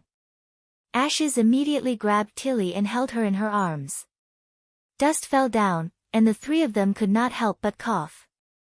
The shaking lasted for nearly a quarter of an hour before it gradually calmed down. Molly poked her head out of the staircase. What happened just now? A new mechanism, Ashes said, curling her lips. Is everything okay down there? Everyone was scared, and several parts of the roof fell. Fortunately, I covered them with the magic servant. The little girl came to her side. Lady Tilly, what are you looking at? Unexpectedly, Tilly did not answer her. Her eyes were fixed on the end of the metal tube. After a long time, she let out a long sigh. It's incredible. Ashes curiously moved her eyes closer, and then was shocked speechless by the scene in front of her.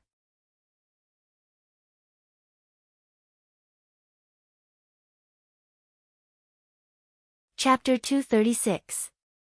Roland unfolded the letter and handed Maggie a piece of beef jerky. Coo! Maggie opened her mouth and took the jerky, swallowed it in 2 or 3 bites, then obediently went to the table and buried her head in the feathers. Good to see the letter, my dear brother, or, Your Highness Roland Wimbledon.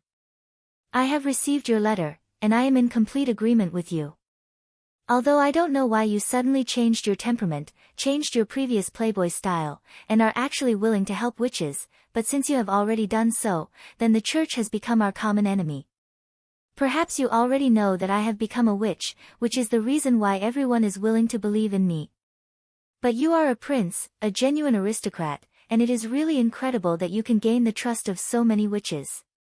Ever since I found out about you, I've often wondered how you managed to do this. If you were like other aristocrats, using witches as tools, then it would be impossible to gain the approval of Ashes, and she would not have chosen to let Maggie stay in Border Town. In addition, I am also very interested in the steam engine that Maggie mentioned, as well as the theory that knowledge can promote the evolution of abilities. Especially the latter, I hope to have the opportunity to discuss it with you in detail. As for your invitation, I have thought about it over and over again, and found that I have no reason to refuse. The establishment of an alliance requires trust and sacrifice. If we are hesitant and cowardly, in the end, the church will only take advantage of us. Therefore, I have attached a list of most of the abilities of Sleeping Island's assistant witches to the letter. You can choose the ability you need the most, and tell me through Maggie. If everything goes well, they will leave for your territory next month. For safety reasons, it is best not to exceed 5 at a time. In addition, please specify a reliable transport plan, and send people to protect them. Every loss of a witch is a major loss for Border Town and Sleeping Island, and it will also cast a shadow over our cooperation. I hope you can take good care of them, just like you take care of your subordinates. If possible, please let them participate in the evening basic knowledge classes. I believe that if any witch's ability can become stronger, it will be good news for us. Just as you said, the church has revealed their true intentions, and it is only a matter of time before they take over the 4 kingdoms. Hopefully, when that day comes, you'll be ready for it. If it was too difficult to resist, Sleeping Island would be your haven of refuge. Of course, I will try my best to help you in the fight against the invasion of the church. Finally, I hope that we can put an end to the oppression of the church and build a new order, a new kingdom where not only witches, but everyone will not suffer from unwarranted persecution. Your sister, Tilly Wimbledon. Roland put down the letter, and the joy in his heart was indescribable. He smiled and put away the letter, then took out a piece of beef jerky and extended it to Maggie. She immediately stuck out her head and pecked away the food. Goo, goo goo. He stroked the silky feathers on the back of her neck, and she closed her eyes in satisfaction. Thank you for your hard work, but Lightning went to King's City with the fleet, and should be back in a few days, Roland said with a smile. You can go find Nana or Leaf to play, or go to the bathroom to take a bath and sleep. Goo, goo. Maggie flapped her wings, then jumped from the table, flew out the window, and soon disappeared. The sentence she had just said should be, I'm not tired, I want to go find them to play. Roland found that even if the other side spoke in the form of a pigeon, he could still understand the general meaning. Is this the power of habit? Come to think of it, he had never thought that Tilly would actually accept his invitation, and even attached a list of the witch's abilities. This was simply a big treasure trove. Although the letter didn't say how long they could stay, it would take at least half a year for them to finish the entire primary education course. If he added another 100,000 questions, and the course was extended to a year, how much change could these witches bring to Border Town? Moreover, after their evolution, the advantages for him far outweighed the disadvantages. Staying in Border Town could effectively promote the development of the town, and even if they returned to Sleeping Island, they would still be a living propaganda symbol. With the word of mouth from these people, the number of witches willing to go to Border Town would only increase, and Tilly wouldn't be able to stop this trend. Roland believed that, compared to enticement or coercion, waiting with sincerity was the real long-term strategy. All in all, this reply had surprised him far more than he had expected. The openness and positivity of the other party made him feel as if he had met a godly teammate. This way, he would no longer be fighting alone against the church. As for the safe transport route, he had already considered it. Avoiding the port of Clearwater or Seawind region, he would directly land on the uninhabited Bund in the south of Border Town. After arriving at the hilly area, he would then take a hot air balloon over the mountain peak and directly reach the hinterland of Border Town. During the whole journey, he wouldn't have to pay attention to the church, Timothy, or Garcia's forces. The more he thought about it, the more excited Roland felt. He resisted the urge to immediately browse through the appendix to select a witch, and instead focused his attention on what he had to do at the moment.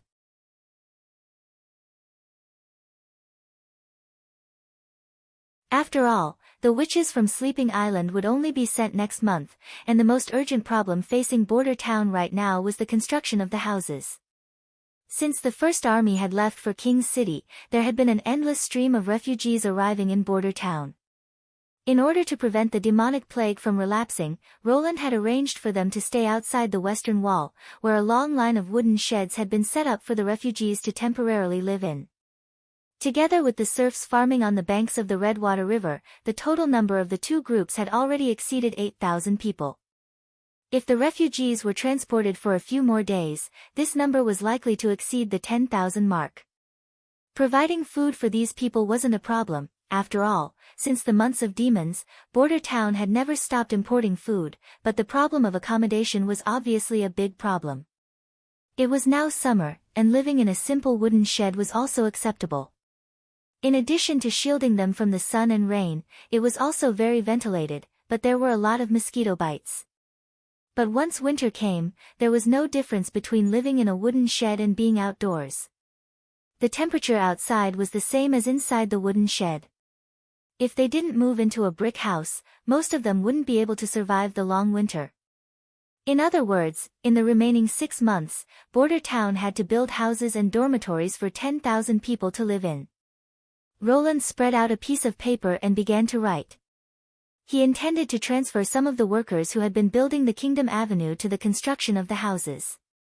After all, the road being late for 10 days to half a month wasn't a big problem, but the people freezing to death in the territory would be a stain on his political achievements.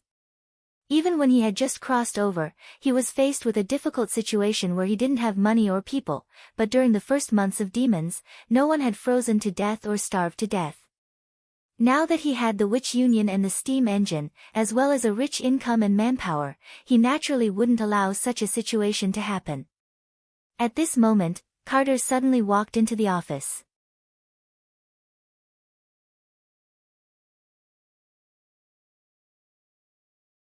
Chapter 237.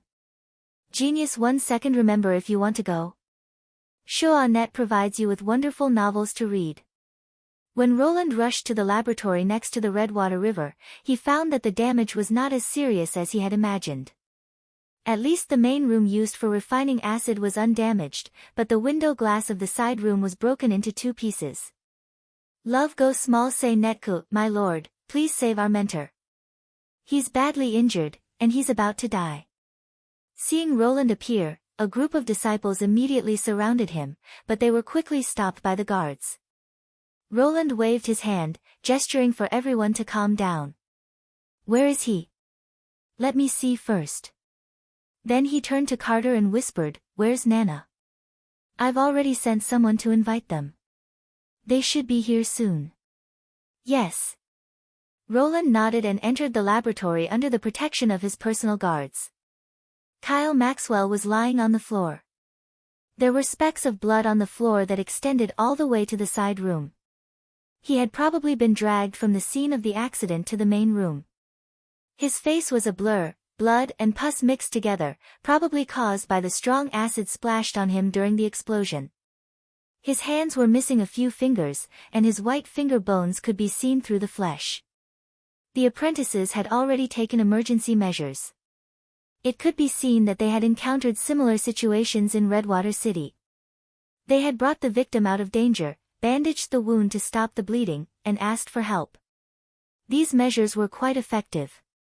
However, this kind of injury was usually treated with herbs and self-healing methods, and there was an 80 to 90% chance that it would be incurable.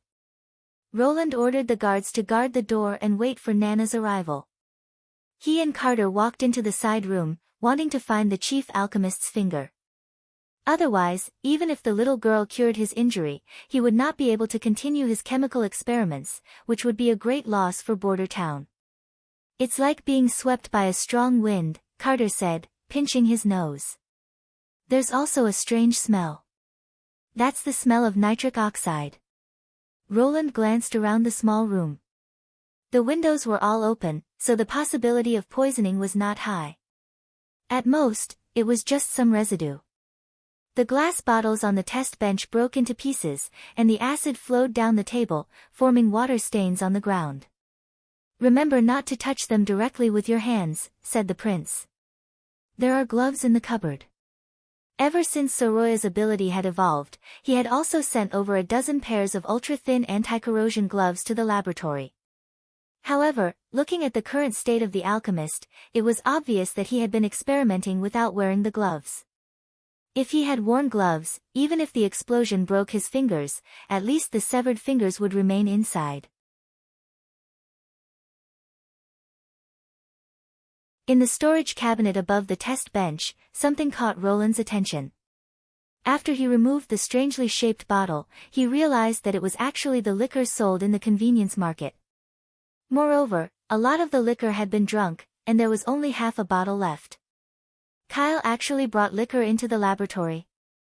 It was hard to imagine an experienced chief alchemist drinking during an experiment.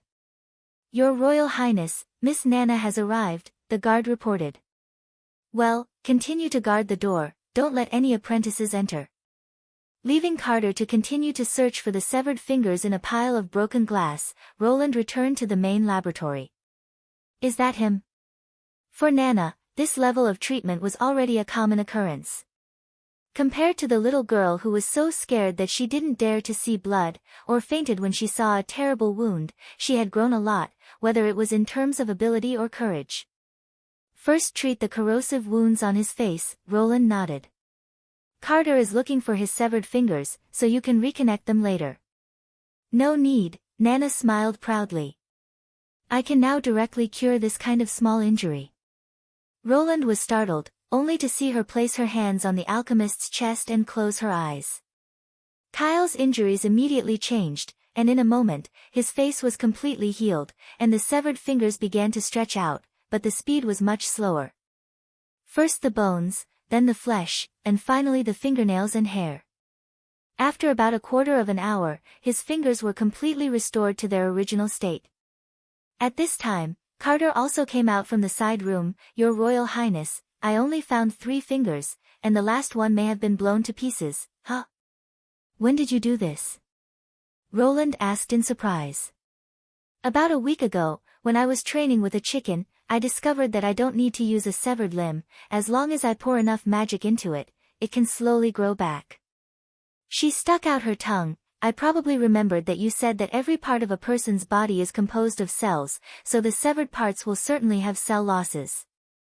Since magic can make up for these losses, why can't I make up for the whole body?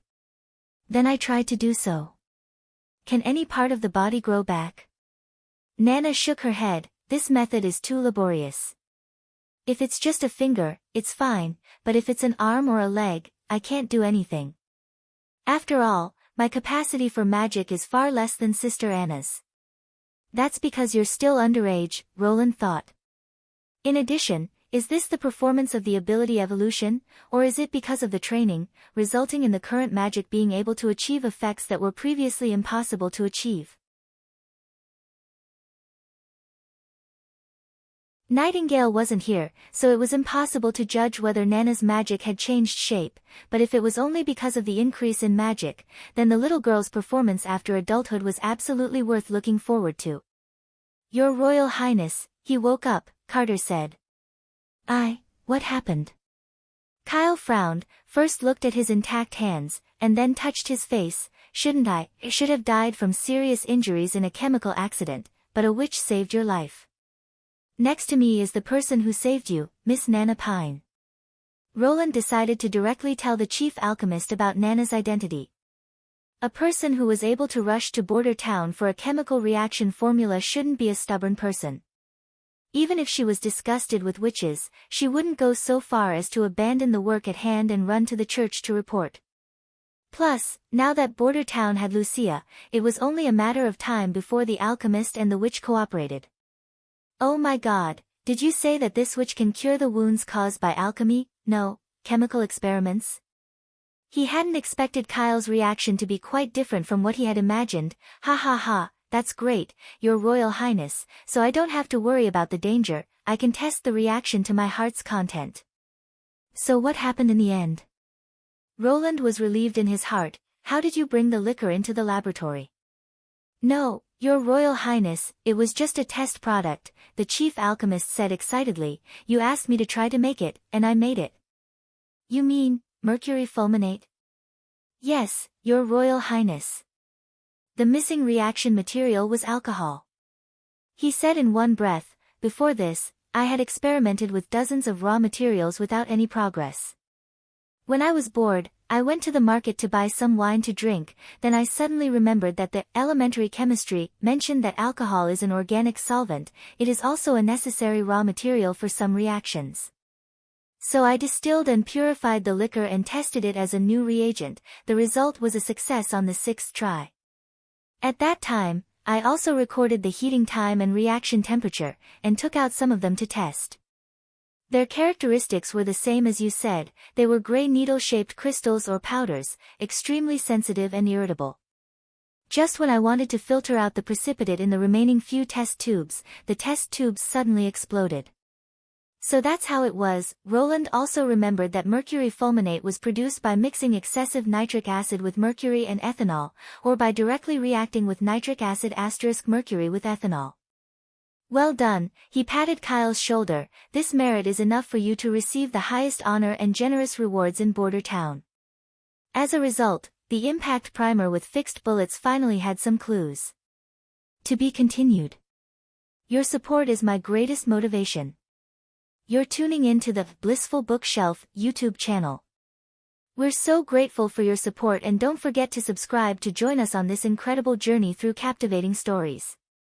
Your generosity through donations truly makes a world of difference, as it's the primary source of revenue that allows me to expand and enhance this channel for you. Thank you from the bottom of my heart for being a part of this adventure.